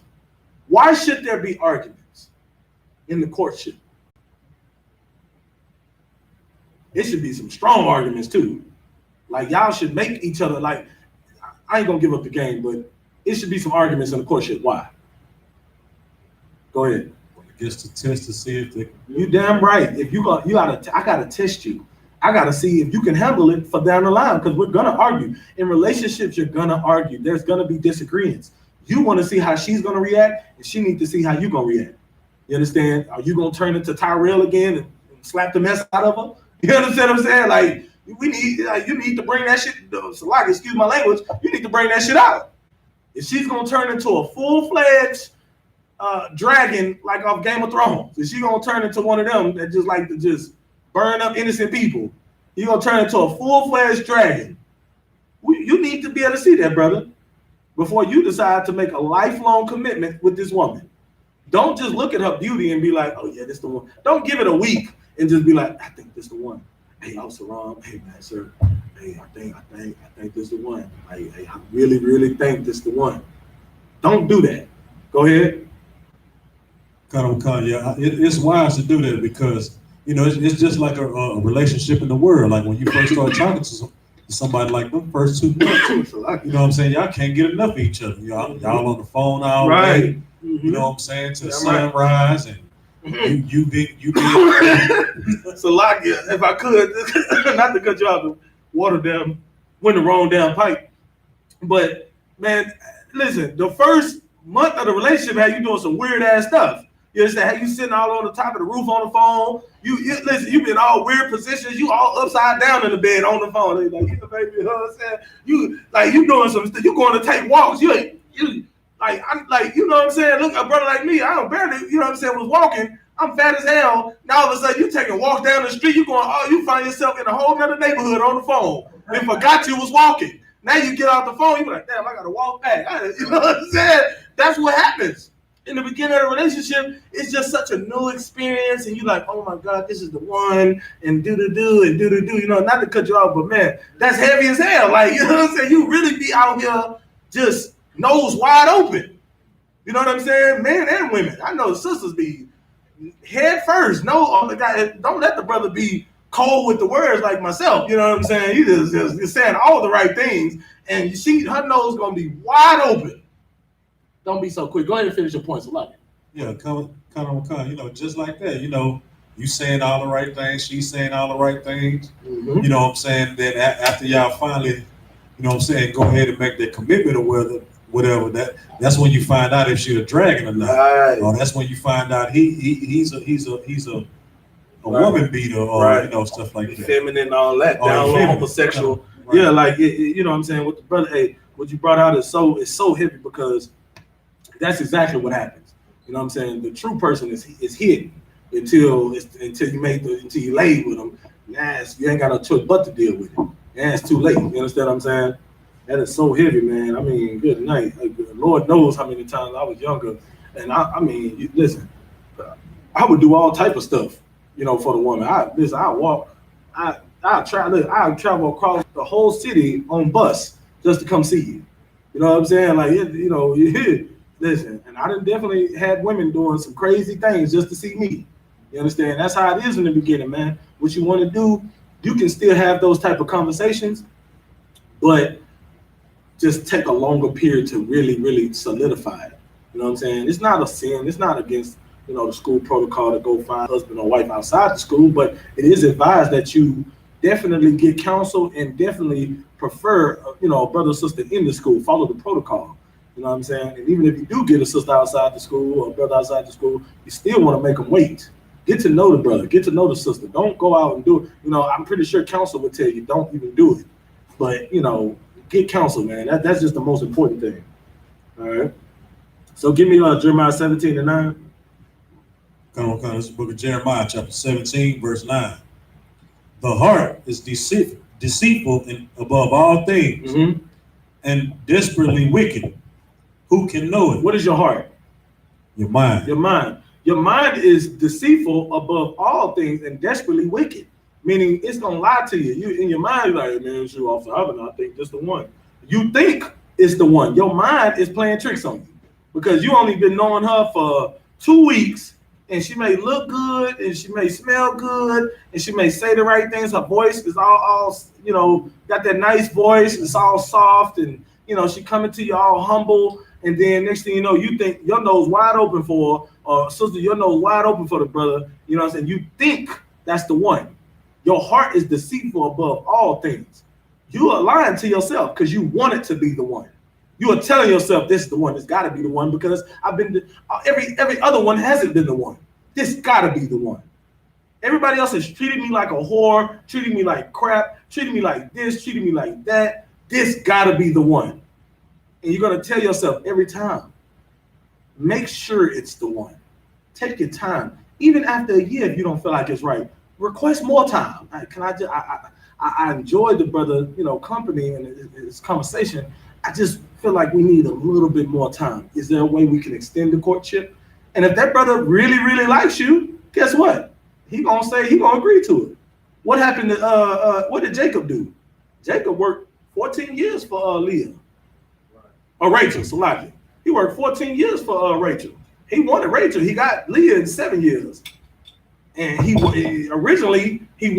promised Rachel. He worked 7 long years, which is a long time to work for one, first of all. And he still got denied. He got the wife that he didn't want and ended up getting Rachel after 7 more years. So 14 years for a woman, he waited.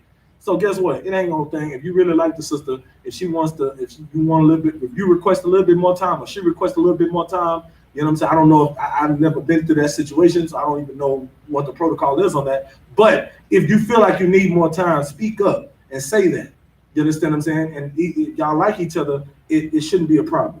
All right, just make sure you take your time because your heart is deceitful. Your heart will tell you, and I say your heart, I'm talking about your mind. You may think this is the right move, but it's not the right move. You understand? Also, another way you can use this scripture is in the relationship. You're already married. Guess what? Sisters, y'all have it bad going through your man's phone. Stop going through your man's phone. Stop thinking the worst. Stop thinking when he leave the house, every time he leave the house, he just finna go, he going straight to the strip club. He got broads. Like women, I feel like women think the worst. Women feel like as soon as he leave the house, he in a strip club, girls' titties all in his face. You understand what I'm saying? Like he out here doing this, doing that. They think the worst. Don't let your heart deceive you above all things. Stop doing that. You understand what I'm saying? Stop assuming the worst. And honestly, it's really not your business. Like you worry about making sure dinner is ready when he comes home. That's what you should worry about. Don't let your mind be sitting up here worrying about all these other stuff. Don't worry about where he's going, what he's doing. Just worry about being a good wife to him. Your heart is deceitful above all things and desperately wicked. You're going to have your mind. You're going to come up with a whole bunch of things. Next thing you know, you're going to have a hot boiling pot of grits waiting on him when he get home for no reason. For no reason, you're going to sit up here and burn this man with some hot boiling water or grits because your mind is deceitful above all. That is the most evil and violent, wicked thing that you could do. Don't do that. Follow this scripture. Get counsel. You understand? Stop assuming the worst. Worry about what you can control, which is you being a good wife to your man. You being the best wife you can be. That's what you can control. Worry about that. All right? Give me Ephesians 5:22.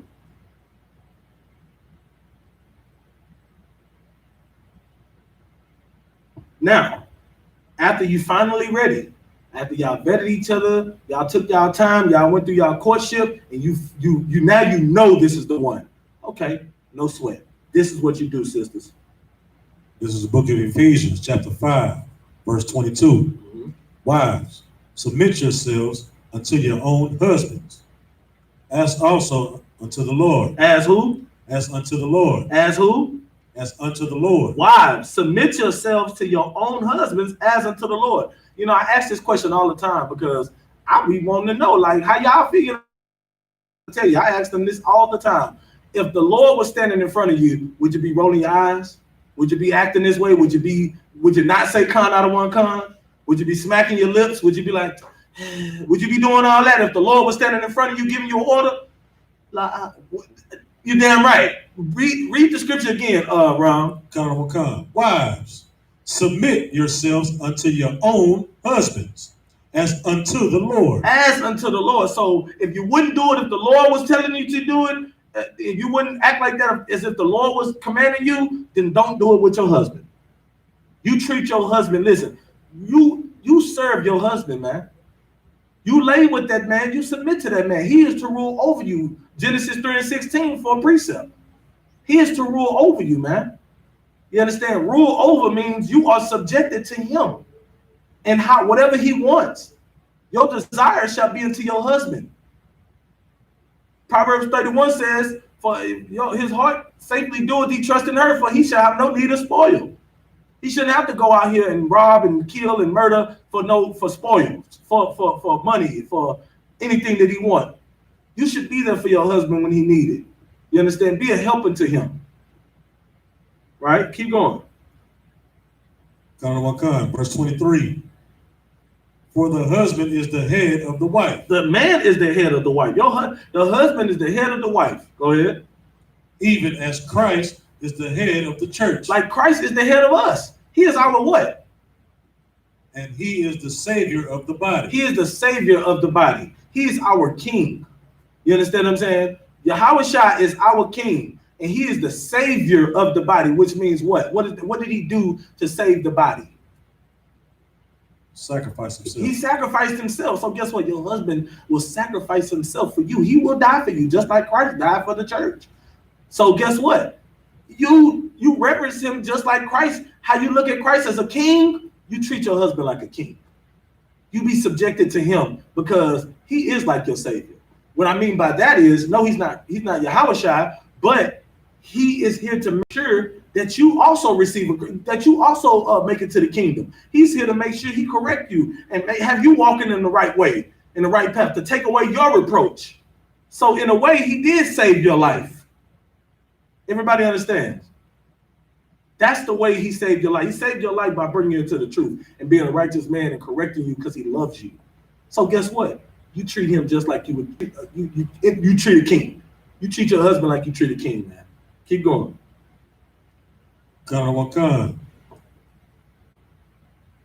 Verse 24.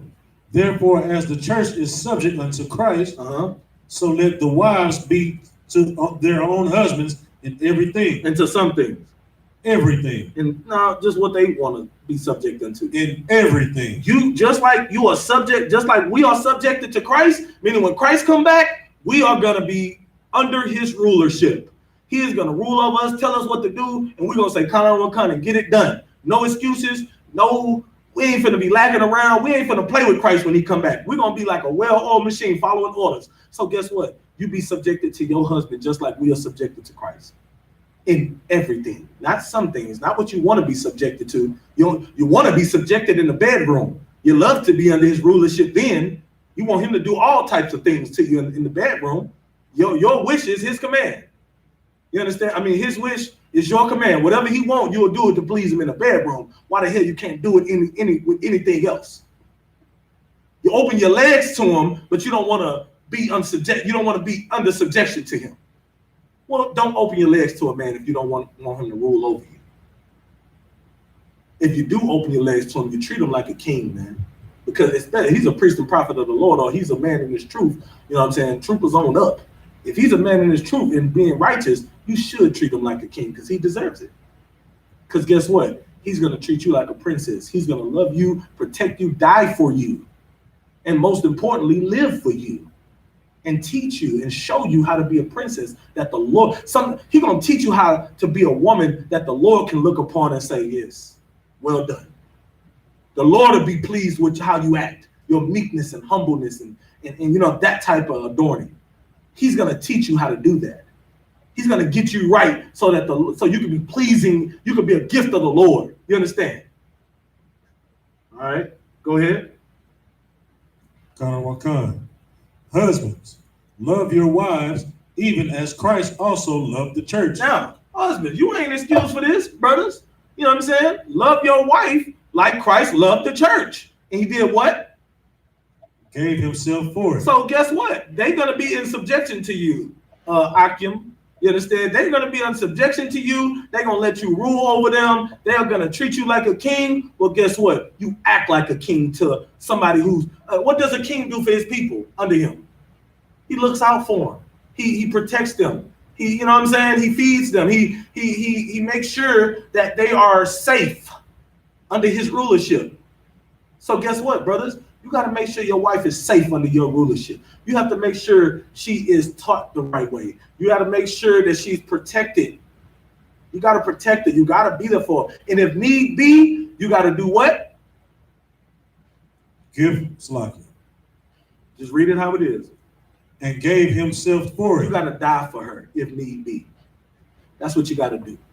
That's the duty that you've taken on. Hell, that's the look. Hey, look, you want your wife to do this, do that, do this. Well, guess what?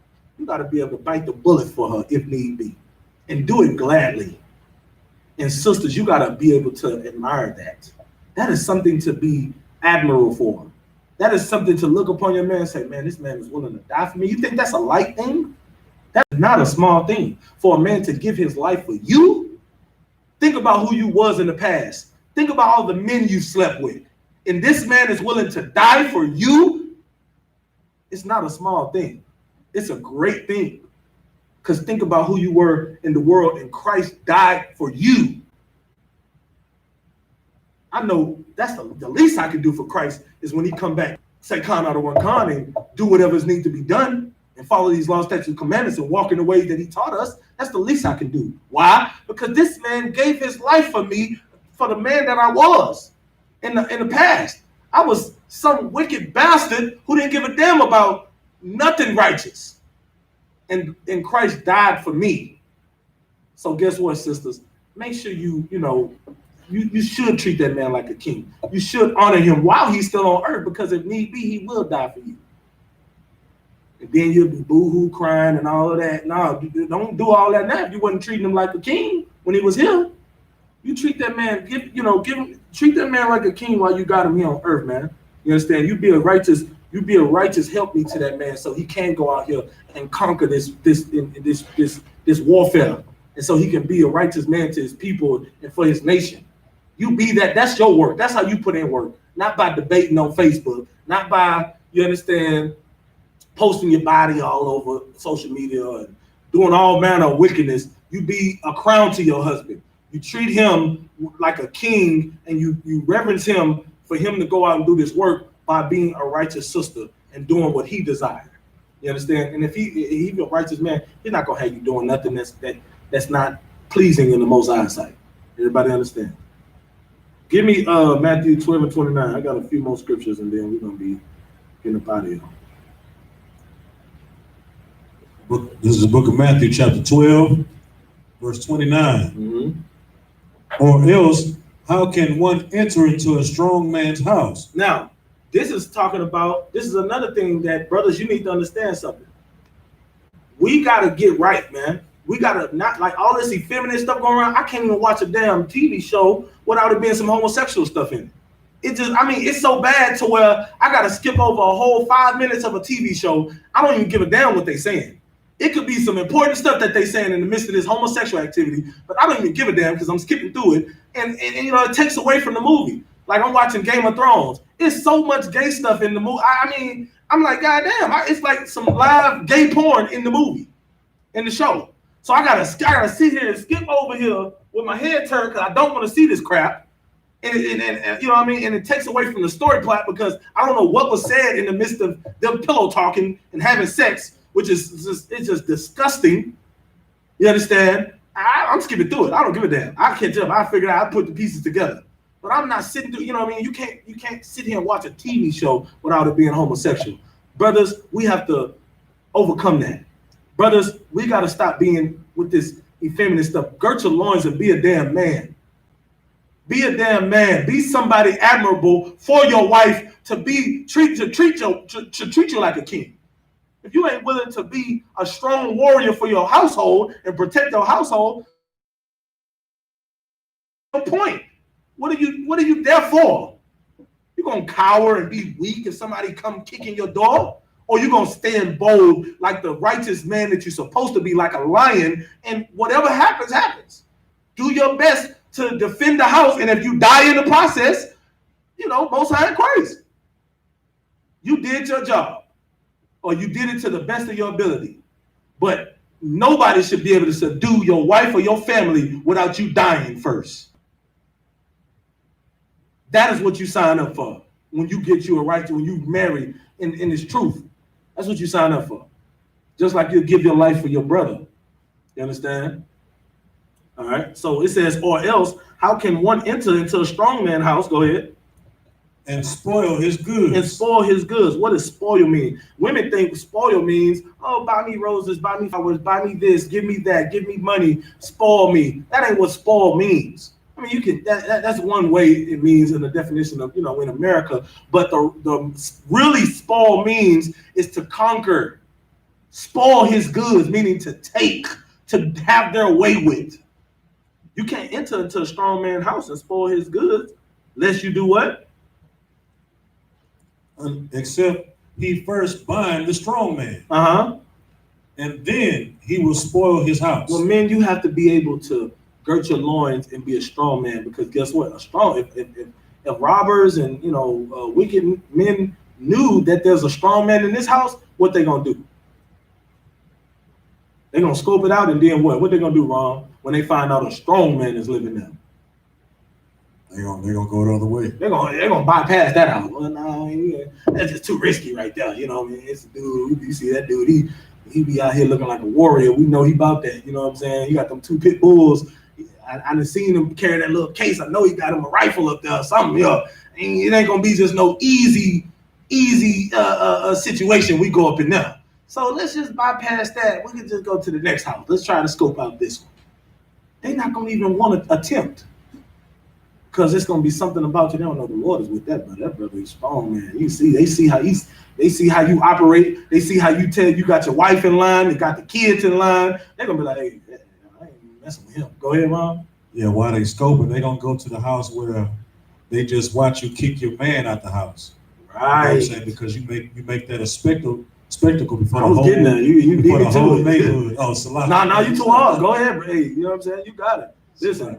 Like what he's saying exactly that I was getting on the men first. You know, like I gotta get on the men first because it wouldn't be right. You understand? But sisters, you can't go trying to be all hooting and hollering, you're a deadbeat, blah blah blah, stupid nigga this, nigga that, all in public, kicking your man out, doing all that. Guess what? They come into your house first.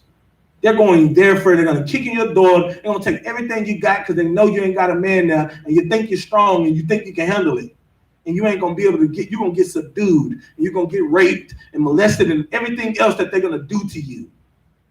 They're gonna take you and have their way with you. They're gonna spoil that house because you want to be a dragon and you think the best way is to kick the man out the house so you can get your little welfare, so you can put him on child support, so you can put him in jail, get him locked up just because he yelled at you.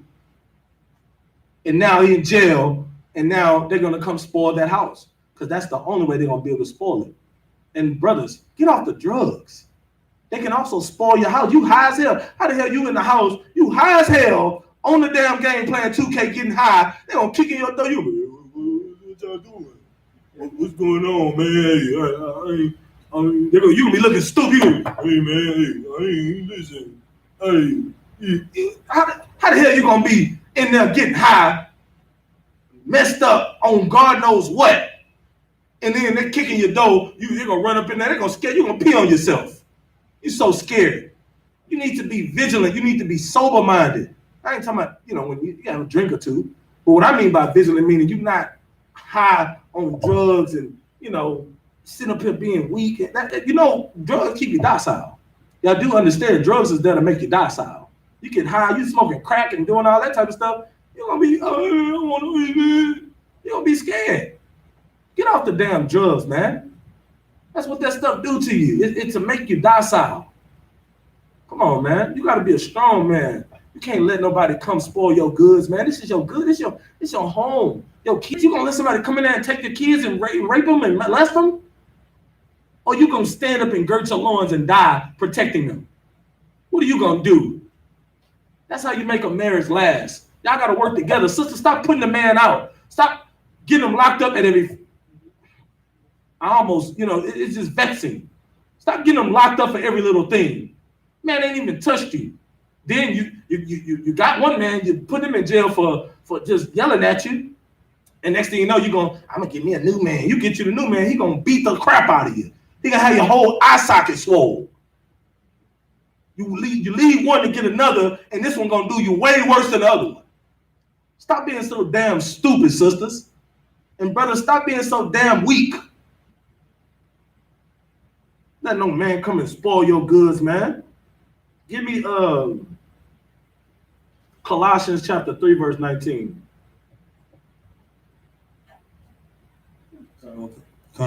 This book of Colossians chapter 3, verse 19.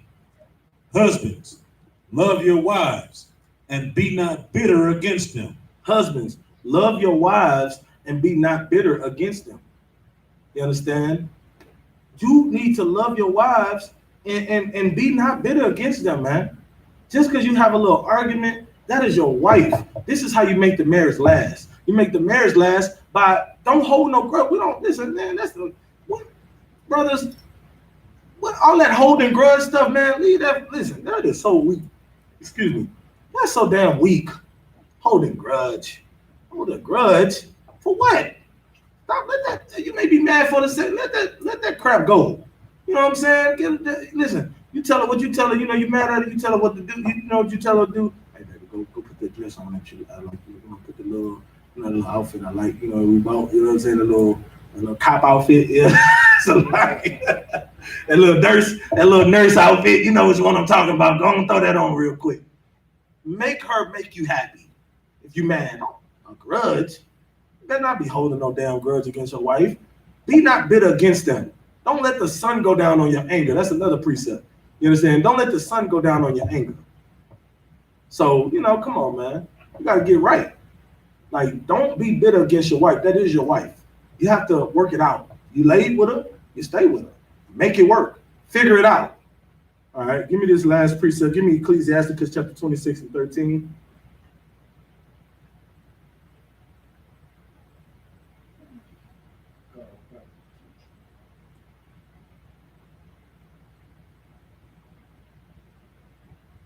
So 26 and 13. Mm-hmm.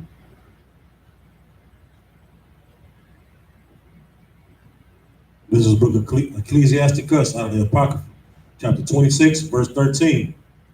The grace of a wife delighteth her husband, and her discretion will fatten his bones. The grace of a wife delighted her husband.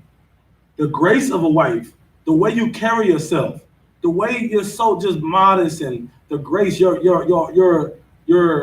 everything about you. You understand what I'm saying? It delighted your husband when you are being a righteous sister.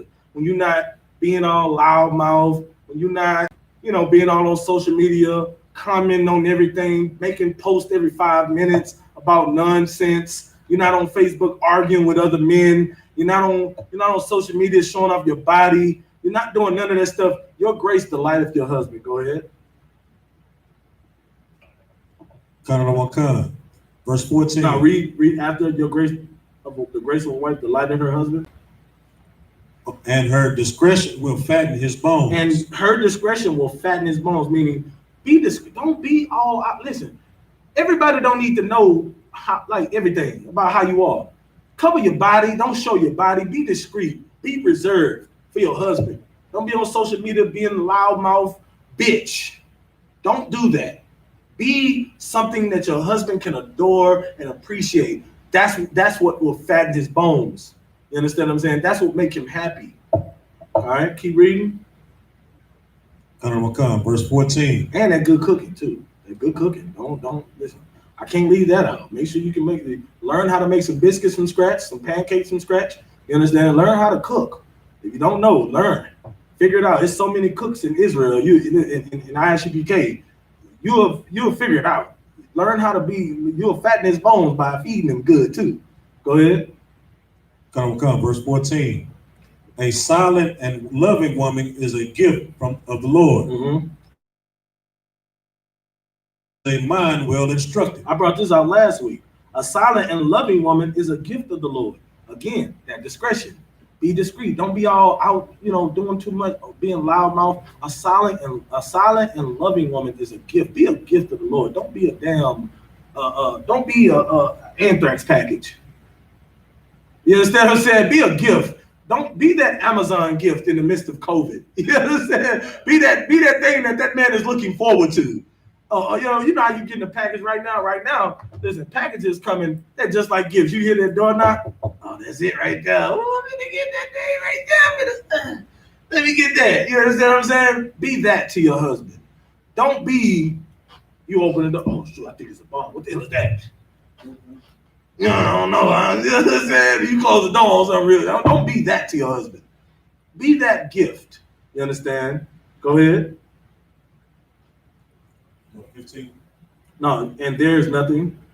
And there is nothing so much worth as a mind well instructed. Listen, a man would not love anything more than a woman who follows orders and minds her husband. Do what he say. Man, listen, I'm telling you, there's really not. Probably that's one of the greatest gifts. Con out of one con and getting it done, whatever it is that he need done, is one of the greatest gifts that you can give to your husband. Outside of not being a loudmouth dragon, you do what he tell you to do. A mind well instructed. He tell you to come to class. He tell you to cover your behind. He tell you to put your head wrap on. He tell you to say con out of one con. He tell you to say concert to the brothers. He tell you go up there and make some food for the brothers. Do this. Go fold clothes. Whatever the hell you do, clean the school. He tell you to do that and you do it. That is, listen. You can't name anything that's more pleasing to a man. Following orders. Go ahead. Mm-hmm. Verse 15. A shamefaced and faithful woman is a double grace. A shamefaced and faithful woman, meaning you're not ashamed. You're not ashamed. You're not ashamed to your husband. You are shame. You are shameful and not shameless. You're shameful, meaning you don't want to do anything that's gonna offend your husband, or shame the school, or shame your damn self. You are a shamefaced woman, meaning you actually are vigilant of how you appear to others. Meaning, I want to be something that when people see me, they know, okay, this woman, she doing her thing. She a righteous woman. She a righteous sister. You understand what I'm saying? Be that. Don't be the opposite. That's a double grace. A shamefaced and faithful woman is double grace, meaning that's twice. That's double the beauty, double the reward for a man. You understand? Go ahead. And her continent mind cannot be valued. And her continent mind cannot be valued. Like that presence, the way you think, the way you carry yourself, it can't be more valuable. Like that's what a man wants. That's what you need to be. That's what it takes to make the marriage work. It takes both of y'all. Men have to do what they supposed to do. Women have to do what they supposed to do. Y'all come together, and you don't go out here, hating each other. Remember, we are still family. We're in the midst of captivity right now. We all oppressed. Don't, hate each other. Love each other. That's what we need to do.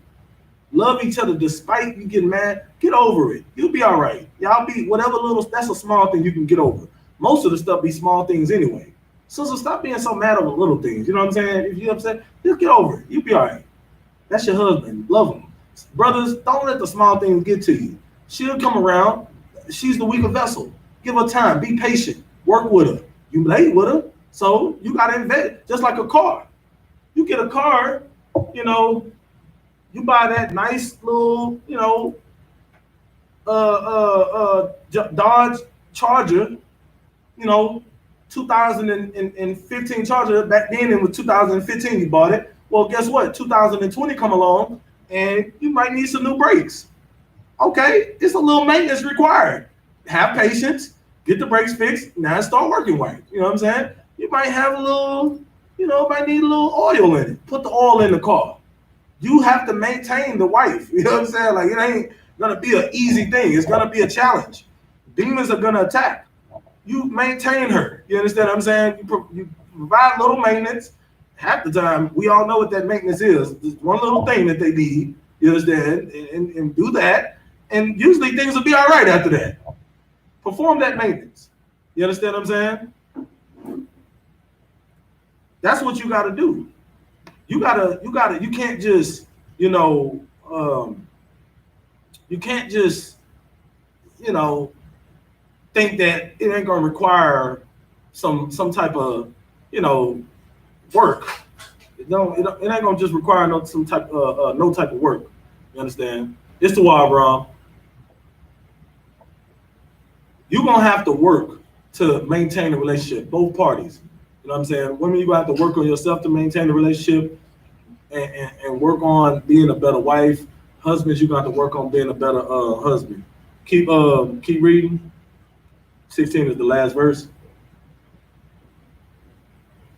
Kind of on kind.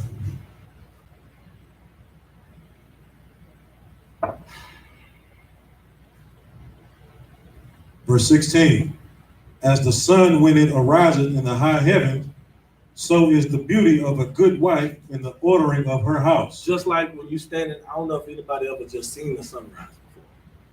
If you ever just seen the sunrise, how it just looks so beautiful coming up on the horizon. It's like orange, and it just, like I remember coming back from the Passover, this last Passover, we were driving back, and it was before the sun started coming up. And then the sun, as we were driving, the sun started coming up. And I mean, it was, I couldn't even really look at it like I wanted to because I'm driving, but I glance every little while, glance over, and it was such a beautiful looking sight. And it was still stuff in the way. I couldn't really see it like I wanted to, but it just looked so beautiful, like the colors and the orange coming up, you know what I'm saying? Like how it just looked beautiful. The clouds, everything was just looking, it was like, damn, It's just such a beautiful thing, a beautiful sight. So just like that's a beautiful sight, well, you know, the same thing is the beauty of a good wife and the ordering of her house, meaning she is working at optimum capacity. She's doing everything that she's supposed to do. She's a helpmeet. She's, you know, dressing how you want her to dress. She's saying con. She's cooking. She, you know, that's the type of wife that should be rewarded. You should do what you can to reward her when you can. You know what I'm saying? Because that's the type of wife, that's the beauty that we love to see. Now, outward beauty, yeah, it's nice to look at, but when you're in order, sister, that beauty right there is, you can't, there's nothing more beautiful than that. You know what I'm saying? Like, damn how you look physically, is nothing more beautiful than that. So with those things that I have set in place, you understand, no child support. Women, if you watching this class, you got a man on child, take that brother off child support. Stop oppressing that man. Take him off child support. Just take him off. Stop aborting your baby, sisters. You know what I'm saying? Abortions kill more black people than anything. We can't be pro-black and having abortions. Brothers, stop whoring out these women. Stop treating them like sluts and you know, leaving them, abandon them, you sleep with them and leave them, sleep with them and leave them. Stop doing that, man. Stop treating your sisters like, protect our sisters. Be here for our sisters. They are our sisters. We got to protect them. The oppressor definitely not going to protect them.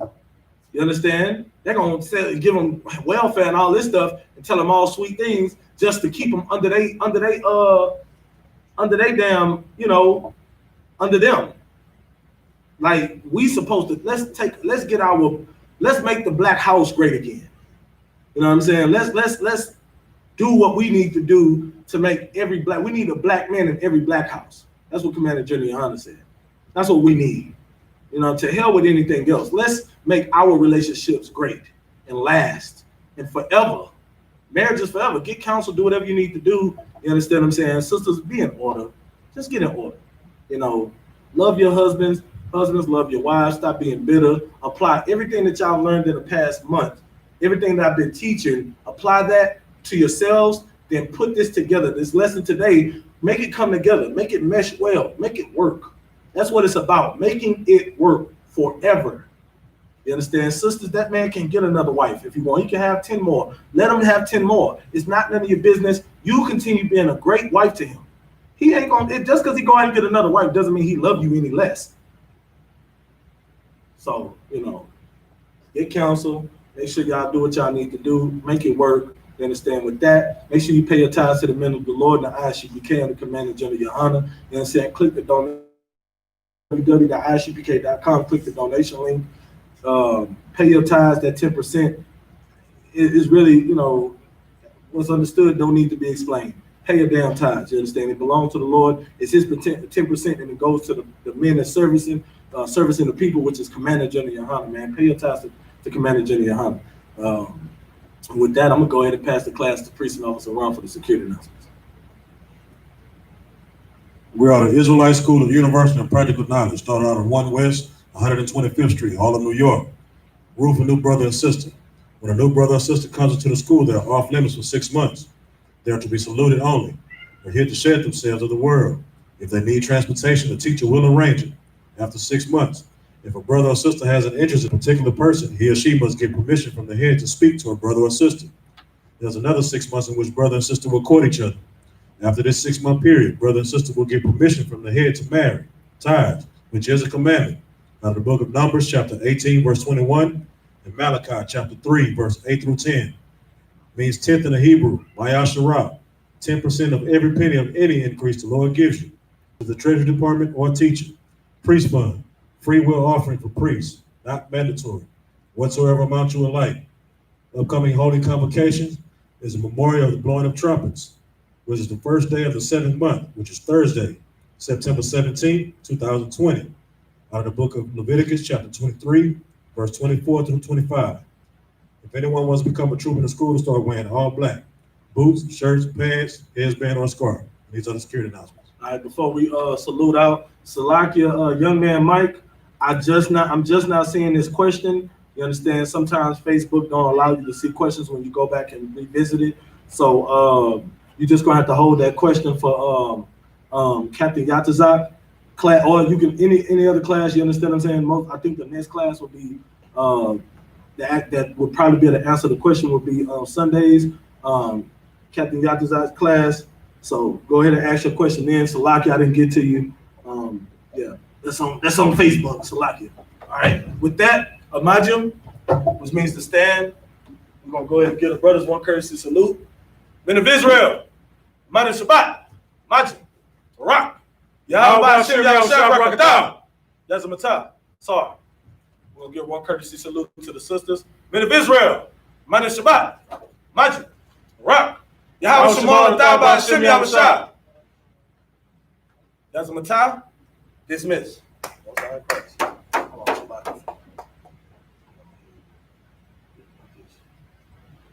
Please hold on talking to Possesses the people that own us, murder us. That's what it means to slay somebody. It means to kill them without empathy, man, or consideration. To slay us. Go ahead. And hold themselves not guilty, and hold themselves not guilty like this piece of garbage right What's here. the agenda? You niggas cowards and pretenders. White flag to the white man, you surrender. Wicked niggas blood and hate with sinners. Shit is disgusting to think it's cool to switch genders. Babylon is falling, the world is prevalent. Boots, legs, warbears on, we in our element. It's evident, they're killing out the evidence. Our murderers, I pray the Lord send the pestilence and cause famine. Wreak havoc and cause damage. Coronavirus shook up the earth, now watch them all panic. Fighting through these curses that we live in. Prepare slaughter, complete the order when it's given. Yeah. These crackers crumble, we humble their activity. For it is written that they shall go into captivity. Yeah. These devils must pay for their war crimes. Sell your garments and go and get a sword when it's wartime. Lace your boots when it's wartime. Go and get a sword when it's wartime. Hurt your Lord.